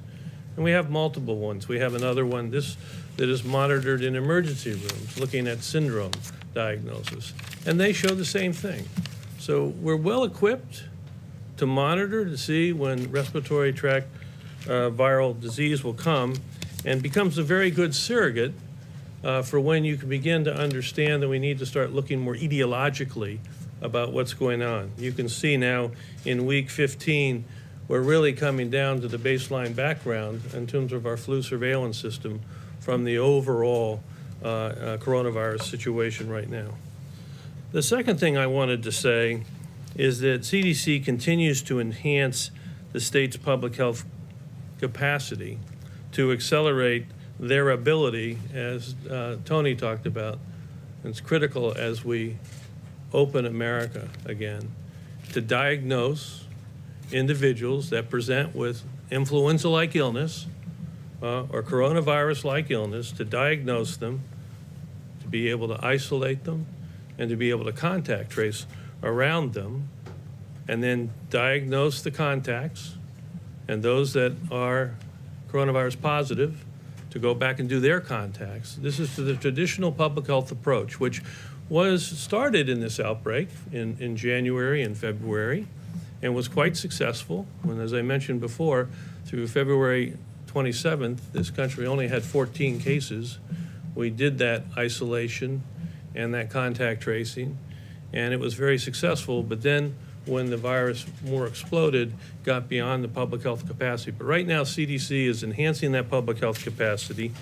And if I can get the second slide, I want to show you that this is just showing, as we sit here today, that CDC has embedded in these health departments in all of these states across this country more than 500 individuals. South Dakota. We also and Kansas. have an Sorry, additional guys. almost 100 individuals that are working on more than 20 coronavirus outbreaks that are going through all these states. And finally, at the direction of the president, we've been asked to further enhance this deployment in each of the states, as the vice president said, so that there's additional public health personnel to help accelerate the state's ability to basically move forward aggressively, and we assist them so they can operationalize the president's guidelines to open up America again. So I just wanted to make those points for you today. Great job. Thank you. Dr. Burks? All right. Now we're going to get Thank you, Mr. granular, Vice guys. President, and thank you, Dr. Fauci and Dr. Redfield, for all of that clarity. If we can have the next slide. I'm going to go back to what Dr. Fauci was talking about, just to emphasize those points about the two types of tests, and I'm going to talk about a third one. So first, we all know about sampling in the front of your nose. To all of the labs out there and to the providers, you don't have to use the nasal pharyngeal swab anymore. You can do front of nose sampling. And again, as Dr. Fauci talked about, that is sampling for the virus itself that replicates in your nose and, as we know, throughout some of the respiratory tissues. RNA test. The second test is, of course, then your immune response to that infection that's in your nose. And so that's the antibody test. And Blood so test. those are the two tests we want to talk about. But I want to come back to something that both Dr. Fauci and Dr. Redfield said, and we covered yesterday. Testing is a part of the exquisite monitoring that needs to occur in partnership with CDC and state and local governments, utilizing the surveillance systems that are available, what we just talked about, the flu surveillance system, because we no longer have flu, and the syndromic respiratory system that is across the United States. And you can see it's going back to baseline so that we'll be able to see at the community level any deviation from that baseline. In addition, what we talked about yesterday was adding that asymptomatic component, because I think you'll see as more and more articles come out for surveillance and monitoring that other states have done, higher and higher antibody in multiple individuals who don't remember having a sickness. And that will give us an idea. That's our asymptomatic monitoring in these sentinel monitoring sites. And what did we talk about yesterday? We talked about nursing homes, we talked about indigenous people, and we talked about vulnerable people in the inner city, really ensuring Putting that— aside that they're a little bit sort of, they can't say everything because they don't want to get fired. It's so much better when Trump's not there and we just hear from doctors. And so those are the two tests that we have, one available now, two that have been approved, or three by the FDA. I want to just leave you with my last concept on the antibody tests. Antibody tests have different specificity and sensitivities. The FDA, their FDA has been very cautious about the antibody tests, because I know you see reports every day of countries that have ordered the antibody test and found that they were 50, 60, 70% faulty. So we're taking that very seriously, because you never want to tell someone that they have an antibody and potential immunity when they don't. And so those tests perform better when there's a high prevalence or high incidence of disease. So we want to work with mayors around the United States as those antibody tests become available to really see what it is in first responders and healthcare workers in the highest prevalence states, so that we can know about the quality and the real life, real field experience of those assays. Because things can look very good in the lab, and then when you take them into the field, sometimes they're not as good. I've learned this lesson repeatedly in working around the globe. The next slide. So this is what we have asked commercial and diagnostic companies to be working on. Because when you talk about multi-millions worth of tests, the way we do this in the United States today for strep, for influenza, and for malaria is we test for the antigen. Now, we don't know right now if you shed antigen in the front of your nose. And so that is the question that scientists and companies are working on right now, because that becomes a simpler test. Now, the flu test, I think many of you will look it up tonight. You will see that outside of the flu season, because of the specificity of the test, it doesn't work so well. So these are tests we're working on today that would be like a screening test, because if you're positive on it, it's a good test. But it may miss that you actually have the flu. So then you would move into what we call the nucleic acid test. So we're trying to build an algorithm of tests that bring the full talent of the science of the United States into the reality of the clinic. And so what I'm hearing is we have neither the quantity nor the quality of the tests we need to start letting it rip anywhere. I promised both the senators and the governors, this is the United States' current platform capacity. Designated as high and low throughput. And what do I mean by that? We've talked about the high throughput platforms of Roche and Abbott and others. And then we've talked about the Gene Expert and other machines that may be moderate to lower throughput. I want you to see how it's distributed through the United States. So these are the current testing platforms available today throughout the United States for COVID-19. And as you heard from Dr. Fauci, everything has to be working from the swab to the transport media to the laboratory to really get those tests run and the results back to the client. The next slide. So then we've looked at all of the testing capacity from those platforms, and this gives you an idea of what that capacity is. The darkest red that you can see, like in Texas and New York, those are states that have lots of different platforms, as you saw on the prior slide, and the ability, if you just add up the platforms and the potential for test, of over 1 million tests per month. And so this is what we're working with each of those states. Seems here per capita is extra relevant, right? I mean, doing that. Well, we're calling on the American Society of Microbiologists. They work closely with 300 lab directors around the country. I just read a book about how to lie with maps, and this is one of the things you really, the raw numbers are not actually useful here to us. For the military 35 years ago. I've called them back into service, and they're calling lab by lab to find out what are the technical difficulties to bring up all the platforms that exist in your lab. Is it swabs? Is it transport media? Is it extraction? And I just really want to thank them. They've already worked through over 70 plus of those laboratories to really understand, and the American Society of Microbiologists and the academic societies of the laboratories are working together to ensure that all of this potential can be unlocked. Next slide, please. We talked a little bit yesterday about New Orleans, and the president talked about how many tests New Orleans has done during its outbreak, which you can see now is waning. They've done throughout the last month 27 tests per 1,000 New Orleans and Louisianians. So 27 per 1,000. So that is a good mark, and that's what Italy has done, about 20 per 1,000. So in evaluating an outbreak, and really to get control of this outbreak, they did about 27 tests per 1,000. So using that as a measure, next slide, we then looked at across all the states of the United States of America and looked for states that had 30 or more, ability to do 30 or more tests per 1,000 of their inhabitants in each state. And you can see that across the country, except for Oregon and Maine and Montana. I worked overseas Oklahoma. way too long. Thank you all.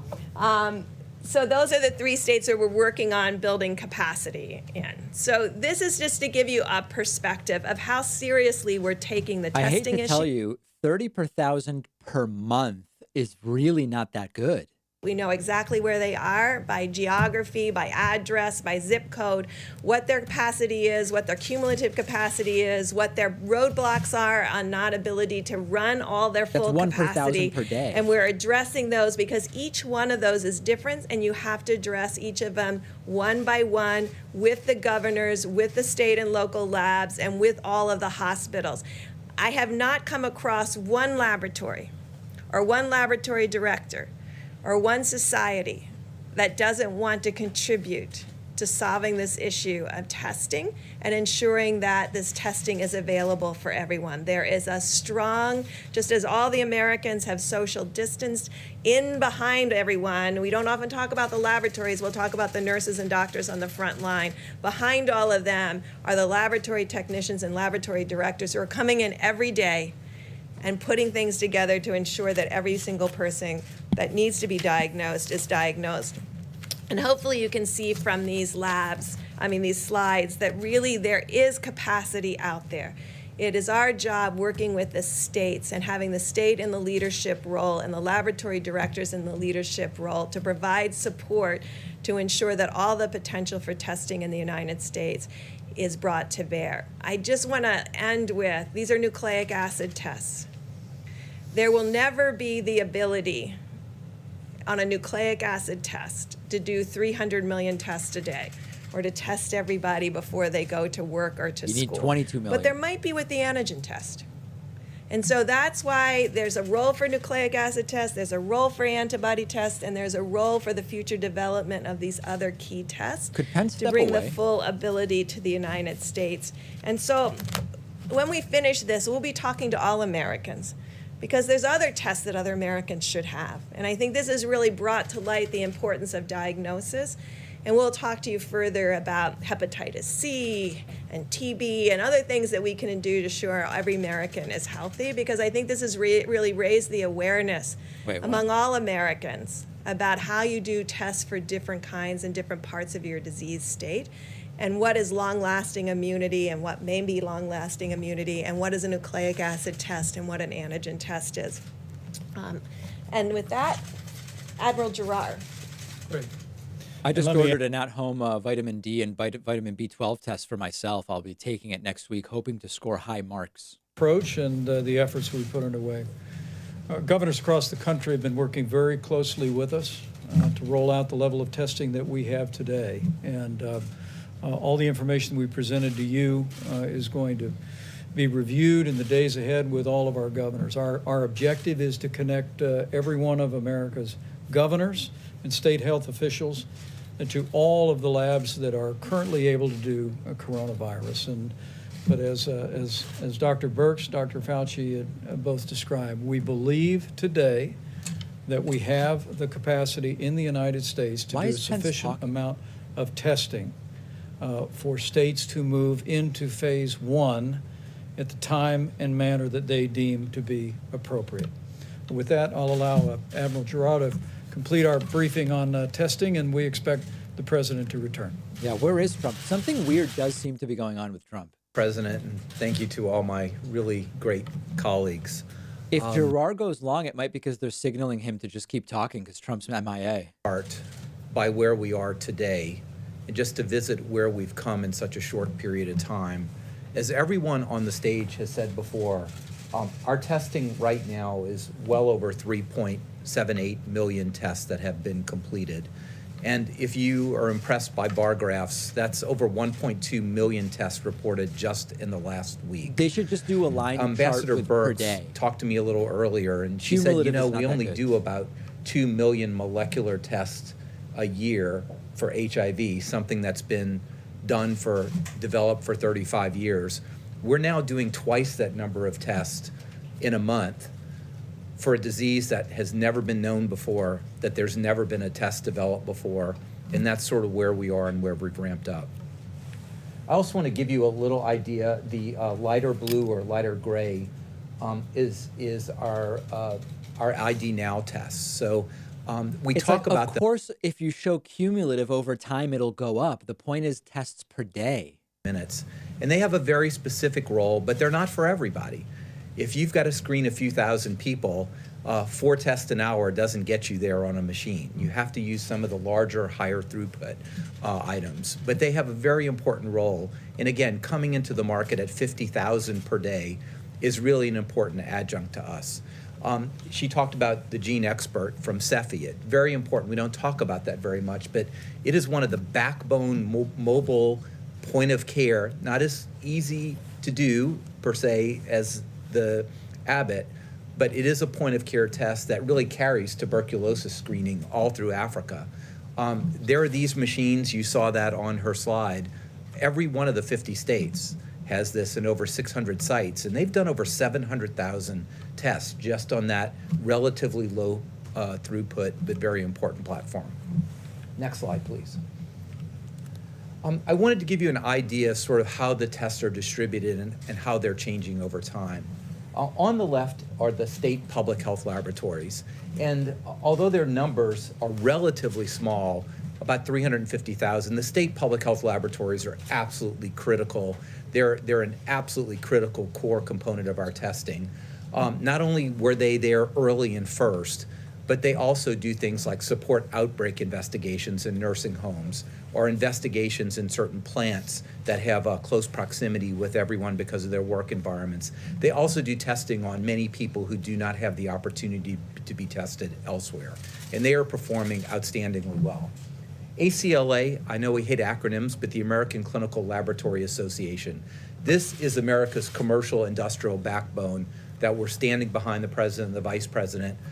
And when I was there a few weeks ago in the Rose Garden, this is the LabCorp, the Quest, the BioReference Laboratory, Mayo, Sonic, and ARUP. And you'll see they've done almost 2.3 million tests. This is the very large, high throughput machines that Dr. Birx talks about. And I want to be clear about this group is that it doesn't matter where you are. I just took one of the largest labs and I said, map out for me where you are within 10 miles of where you are, every site in the country. And when you do that, within 10 miles of a site of one of these, 93% of the US population is covered. These are truly national reference labs that cover almost everybody within the United States. So if you cannot get a test at your hospital, the chances are overwhelming that you could send this to these labs that are fully caught up now. They have no backlog of tests.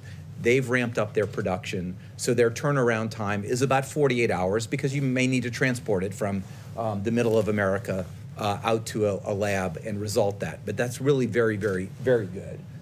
The American Hospital Association, also academic labs. As the vice president and the president have said, as more and more labs come online, they're increasing the amount of testing that are done just at the hospitals or at academic medical centers, now almost at 600,000 tests. And again, matching the other slide I had, the Abbott point-of-care test, just to give you a distribution. And that point-of-care test is being used very importantly in very select populations where a point-of-care test is really needed. That could be in some hospitals where someone needs to know exactly if a person is positive or not to go on a clinical trial, or in a nursing home investigation, or sometimes to get people screened to go back into the work environment. Most people don't need a point-of-care test. In fact, a point-of-care test cannot replace the millions of tests that are here on the other side. Next slide. I don't know how interested you are in swabs. I did not know a whole lot of swabs before a few weeks ago. But there's 2 points I want to make with these slides is, yes, there have been constraining elements. And they're constrained for a couple reasons. Number one, because this is an unprecedented scale up of this type of very... So I think we can now say for sure the reason Trump bailed is, number one, they're saying things that admit not everything has been perfect. And number two, this is just too long and boring for Trump. Trump can't deal with it. He doesn't have the attention span for this. Italy. And we were stuck with that for a while because it's not just the quantity, it's the quality. What I don't want to do is put a lot of things in the system to make people believe that this is a good test when it hasn't been validated by the FDA to say that a positive is a positive and a negative is a negative. But over the past weeks, both the scientific community, the Gates Foundation, academic medical centers, the FDA, have really opened up our ability to not stick that all the way back in your nasopharynx, but do the anterior nose, and to greatly broaden the amount of swab types that are available. So we are really at a point right now that by the end of April, we'll put another 5 million swabs in addition to everything that's out there now. And by the end of May, over 12 million new swabs in the system, more than enough to obtain the capacity that we need. Next slide. For these molecular tests, you take a swab and you stick it in a test tube. And that test tube has to have a specific kind of liquid in it. And when we started, it was viral transport media, a very special kind of media. The CDC has a make-your-own recipe. If you're interested in cooking, you could probably do that. But it has a lot of ingredients that go in there, but still very limiting. We've worked with many, many different laboratories. We've worked with the FDA. So now PBS, phosphate buffered saline, a kind of just laboratory grade salt water can be used for this. This greatly opens the ability to expand the test to support all the capability that Dr. Birx talks about. And again, by the end of April, we will have put well over 5 million new tubes of either viral transport media or saline into the system. I am going to get to a conclusion here, but this was going to be more of a technical briefing. Next slide. So let's talk about the fact that the science tells us that we have and will continue to have enough tests to safely go into phase 1. So let me be very granular about this. We've already heard that it is beyond the possibility to test everyone in this country every day. It's not possible, but it's also a bad strategy because testing a person now just means they're negative now. Dr. Fauci could be positive tomorrow because it's brewing in his system right now and we don't know it, or that he contacts that. That's not the way we go about things.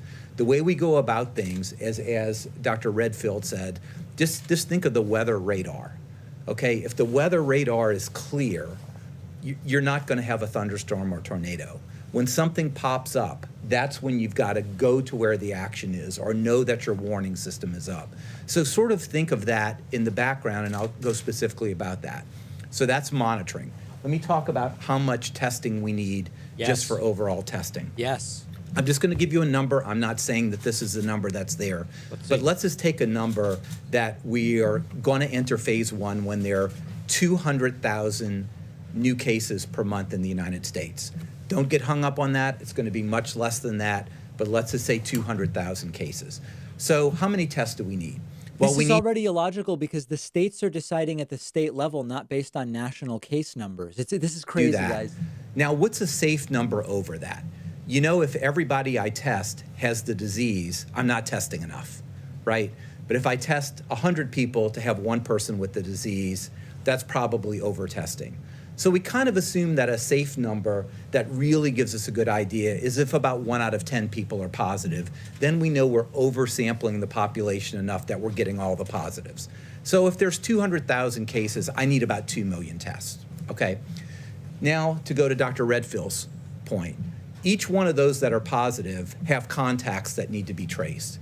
And on average, the CDC tells me that for every positive, there are about 5 contacts that really need to be traced.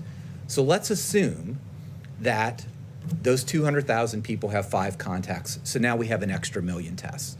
So 2 million tests out there to detect the 200,000 cases, an extra million out there to trace those contacts. So we're up to about 3 million cases. If you want to put a fudge factor, say that's 4 million tests, okay? Those are generally done at the main hospital labs, the commercial labs, state and regional labs. All this can be... Some of you may notice that we're already close to 4 million tests a day if we're testing a month, if we're testing 150K a day. So this is nuts.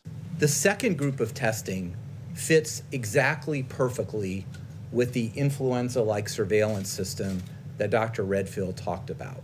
This is the monitoring. This is sort of the radar, the weather radar that it would be out there, that we're not testing people who are symptomatic. We want to do testing on people who are asymptomatic, because you can have asymptomatic carriage. You know, you could have this virus and shed it and not have symptoms or only mild symptoms. So what is the strategy here? The strategy here, this is an unprecedented strategy, okay? This is really unprecedented. But we're going to do between 300,000 and 500,000 tests per week in the most vulnerable populations that we know that the virus could circulate. It's not and enough. What are they? Number really one, enough. nursing home and long-term care facilities. We know that from the history of this virus that can circulate and be devastating, and it could circulate even in a way that you don't have symptoms. So we're going to survey in a very controlled way, driven by the CDC, supervised by the CDC, surveys over, we may not get to everyone, but surveying in the areas to cover in a selective way the 15,000 or so nursing homes. Secondly, we want to work in vulnerable members in cities. And this is the way we think about that is community health centers. I'm a huge fan of community health centers that are led by HRSA. There are about 30,000 community health center sites. They take care of 30 million people, children, adults, elderly. They care for about 1/3 of Americans below the poverty level. They are arrayed to take care of our most vulnerable populations. So we want to survey asymptomatic people in those community health centers. We also want to do in some of our indigenous population, and you know very early I was out here bringing machines to the Indian Health Service, and in This fact, guy's clearly stalling because Trump's MIA, right? provide care to the Indian Health Service, and their director and chief medical officer are both admirals in the Indian Health Service. Plus workplace monitoring, particularly for workplace environments that may have very close contact or may have a high risk, and some of those could be agricultural facilities. So let's just total that up. We have 200,000 people who need a diagnosis. To make that diagnosis, we want to test 2 million. Okay, so that's 2 million. We're going to contact trace with 1 million. And let's just throw you a fudge factor of about 25% on that, so that's 4 million. And we have this background testing of about 400,000 per month. So to save Before he said that the 400,000 was per week at the long-term care centers. million, you followed my numbers because I want you to understand per month that. Pardon me? For phase one. For phase one, right, for phase one.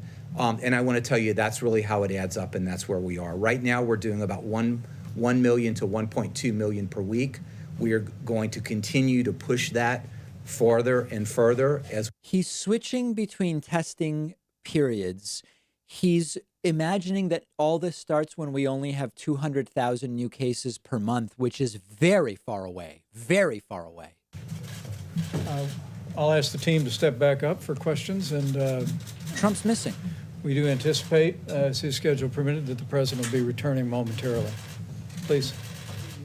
You talked about phase one. Will there be enough testing for phase two? Do you have to ramp up capacity for that, or how do you deal with that? That's a fantasy right now. Phase 2 is a fantasy right now. Yeah, that's a great question. And what we will be doing is monitoring how much we have to use in phase one to really help inform phase two.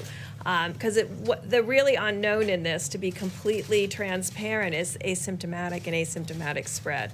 And so if we find that there's a lot of asymptomatic individuals that we find in this active monitoring in what we are very much concerned about, the most vulnerable, then we will have to have increased testing to cover all of those sites.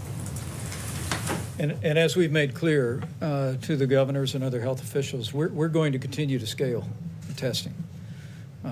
As the president's made clear, we want governors and states to manage the testing operations in their states. We've given criteria, we've given guidance for how we think that would best operate. But we're looking for the states, we're looking for the governors to manage it. But in the midst of that, all these great experts working with all these great facilities are going to continue to use that great American ingenuity to scale and increase the availability of testing for states to be able to implement as they move closer and closer to that day the president speaks of often, where we reopen America and put all of America back to work. Mr. President? You did well. They all did well, I think. I'll bet they did. Please, go ahead. Mr. President, thank you. Earlier today, Jay Inslee said that your tweets encouraging Who said liberation, this? Jay Inslee said your tweets encouraging liberation in Michigan, Minnesota, Virginia were fomenting rebellion. Wondering how that squares with the sober and methodical guidance that you issued yesterday. Well, I think we do have a sobering guidance, but I think some things are too tough. And if you look at some of the states you just mentioned, it's too tough, not only relative to this, Incoherent. but what they've done in Virginia with respect to the Second Amendment is just a horrible thing. They did a horrible thing, the governor. And he's a governor under a cloud to start off with. So when you see what he said about the Second Amendment, when you see what other states have done, no, I think I feel very comfortable. Go ahead. Thank you, Mr. President. Just to be clear, when you talk about these states, Michigan, Minnesota, Virginia, do you think that they should lift their stay-at-home orders, or can you talk No, but I think elements of what they've done are too what is much. liberation? I mean, it's just too much. You know the elements because I've already said, but certainly a Second Amendment and Second Amendment having to do with the state of Virginia. What they've done in Virginia is just incredible. Okay, please. Sir, are you concerned, though, that people coming out in protest are going to spread COVID to other people? They're congregating in ways that health experts have said they should not. No, these are people expressing their views. I see where they are, and I see the way they're working. What an idiot. They seem to be very responsible people to me. What an idiot. But it's, they've been treated a little bit rough. They're all over each other. Thanks, Mr. President. I'm curious about some more of the dynamics we might see as the country begins reopening, as you put it, kind of like a puzzle. So as you've mentioned, we have states where we're already seeing their curves begin to flatten, but then there are others like Florida or more rural parts of the country where they aren't projected to peak for weeks or even months. So can you talk a little bit about some of the difficulties that those later peaking states might face if they need to stay locked down for longer, even as other places around them are starting to open back up? Well, we're seeing great numbers in almost every state. We're seeing Complete big lies. drops.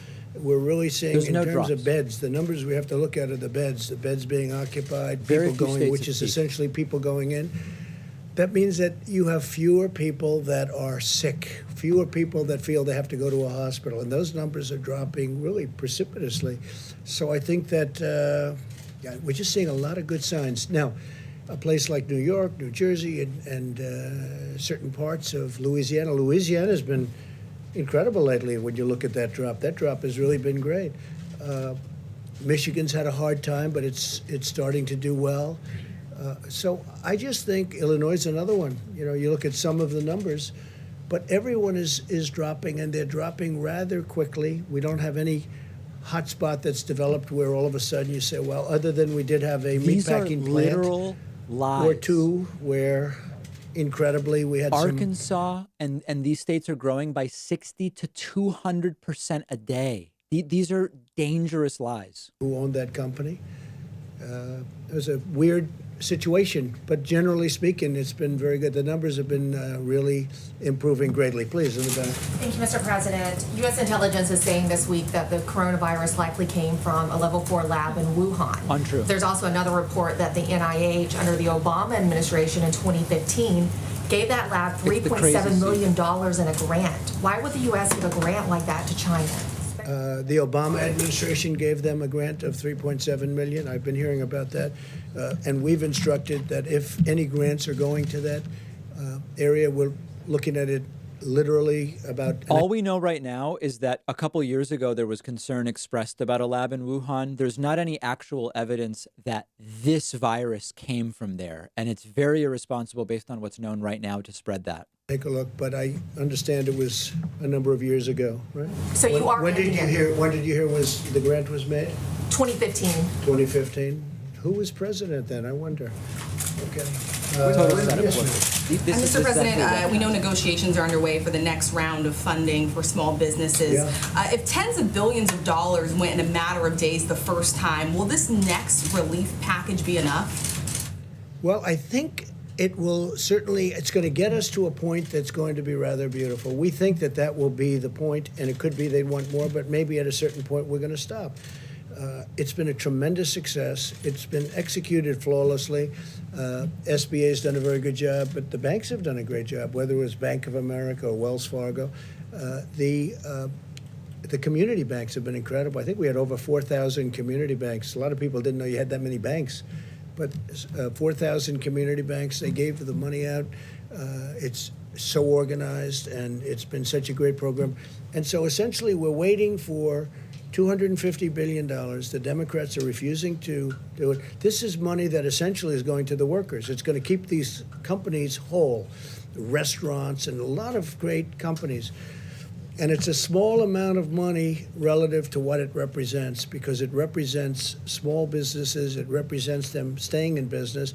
And when you look at it, people don't know, small businesses represent approximately 50% of the power of our business enterprises. Not all the big monster businesses that you read about every day. It's all of these small businesses when added.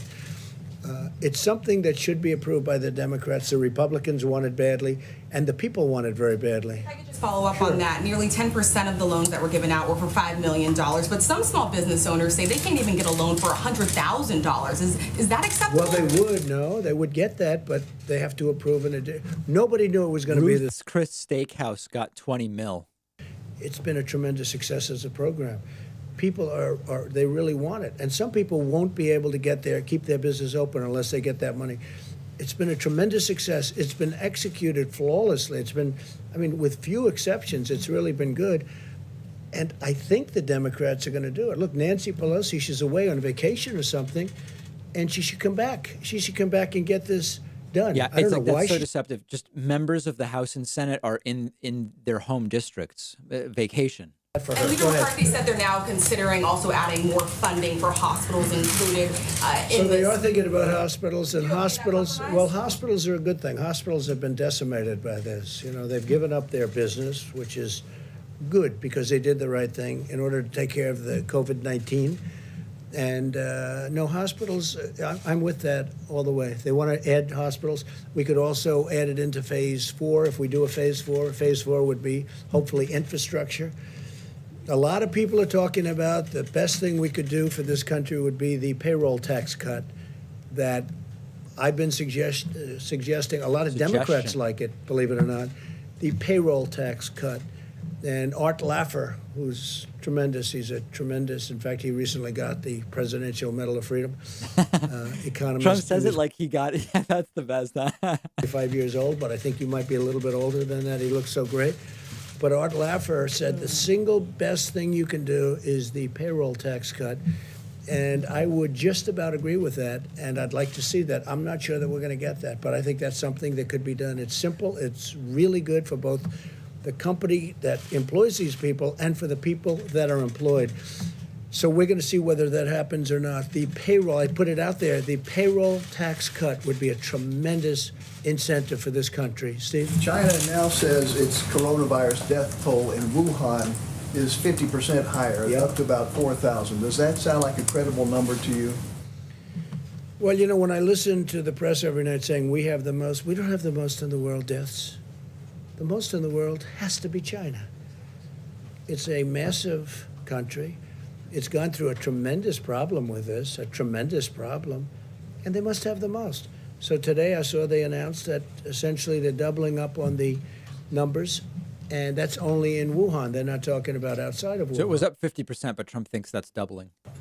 It is what it is, Steve. It is what it is. What a sad state of affairs. Investigation into whether the virus escaped from this lab in Wuhan. How active is that, and when do you expect we're looking at it. A lot of people are looking at it. It seems to make sense. They talk about a certain kind of bat, but that bat wasn't in that area. If you can believe this, that's what they're down to now is bats. But that bat is not in that area. That bat wasn't sold at that wet zone. It wasn't sold there. That bat is 40 miles away. So a lot of strange things are happening, but there is a lot of investigation going on, and we're going to find out. All I can say is wherever it came from China, in whatever form, 184 countries now are suffering because of it. And it's too bad, isn't it? And it could have been solved very easily. When it was just starting, it could have been solved really very easily. Yeah, please, Vivek. Thank you, sir. So about the 80 million payments that have gone out, that you mentioned, you said that less than 1% have had snafus, but that could be 800,000 snafus. So we've also seen reports. Well, I'm just saying it's less than 1%, and the snafus are very minor. You're not talking about massive numbers of dead people who've received. No, they were 80 million payments went out over a period of a few days. And they caught certain mistakes that they made, but this is a tiny amount of mistakes. I can tell you mistakes that were made in government where wrong countries were signed, okay? 80 million, this has been a tremendous success. And any mistake that was made, they've been caught. And it's less than 1%. That's a very good percentage. I can tell you for government. I mean, how about the Obama website, the Obamacare website, where they spent $5 billion on building a website that you could have built for peanuts? Okay. If money went out to deceased people, is the government going to get that back? Yeah, anything that was sent out, it's like sometimes you send a check to somebody wrong. Sometimes people are listed, they die, and they get a check. That can happen. You're talking about, I guess the number is about 80 million people. Yeah, sure, we'll get that back. Everything we're going to get back. But it's a tiny amount. They've done a fantastic job. This was done in a matter of a few days. It's all coming back. Your campaign said today that they are planning on resuming rallies before the election. Is there a timeline that you're looking at? Would it be restricted to certain states? Have you thought about how that would work? Well, I hope we can do rallies. It's great for the country. It's great spirit. It's great for Definitely a lot of not. things. To me, it's a tremendous way of getting the word out. If you look at our success rate, we've had tremendous success. We win where we have rallies, including endorsements of candidates. Our success rate is, I think, unparalleled. There's nothing like it. So I certainly hope we can have rallies. We'll find out. I don't like the rallies where we're sitting like you're sitting. I mean, you got many reporters outside trying to get into this room, and I come in, I'm looking at this room, and I see all this. It loses a lot of flavor. It loses, to me, a lot of flavor. But I hope we're going to have rallies. I think they're going to be bigger than ever. I will say this, the rallies that we're having until we had to stop with regard to the problem. If they're bigger than ever in the next 3-4 months, we're screwed. Bigger than they were, I think even substantially bigger. We go into the biggest arena and we turn away 20, 30,000 people sometimes. And we're screwed. In one case, I think they said in New Jersey, we had 175,000 people show up for an arena that holds 9,000 people. I question that. And they showed up. And the reporters even reported that. That was almost shocking to me. But I hope we can resume rallies because I think they're an important part of politics. If the rallies are soon enough, Trump may kill off voters before they even cast a ballot. Phase 1, but schools cannot reopen until phase 2. Many parents don't have an option to work from home. So how can you get businesses back up and running as long as schools are closed? Well, I think the businesses are going to, and I think now we've given the businesses a real jolt, a real positive jolt. They're able to keep their employees. You know, without the employees, if the employees leave that area, if they leave, you know, who knows where they're going, or if they get another job maybe someplace else, you're not going to have the same business. So we gave them money to hold their employees. They're going to do that.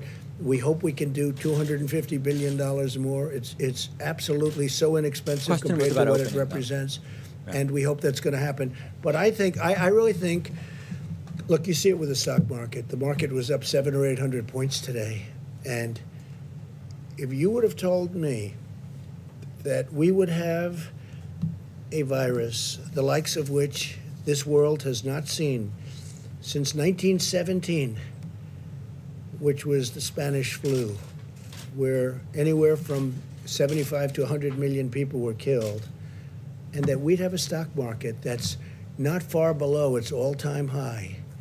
And it's starting to get a little low. You know, then you had a 1,000-point increase and a 1,200-point increase. So now we have a stock market that's at a point where it's not very far away from where it was, and we've gone through a closed, literally a closed country. Remember this also. I mean, we have had a closed economy. We had the best economy anywhere in the world. By far, we had the best economy we've ever had. And remember this, the dollar is very strong. And strong dollars are overall very good. But it does cause problems. It's harder to sell outside of the country, et cetera, et cetera. It's a little harder for manufacturers. Sometimes it's a lot harder. Everybody wants to invest in our country. Everybody wants, and you know, we're paying almost zero in interest, like in some cases, zero. A lot of people don't know that. We've never had that before.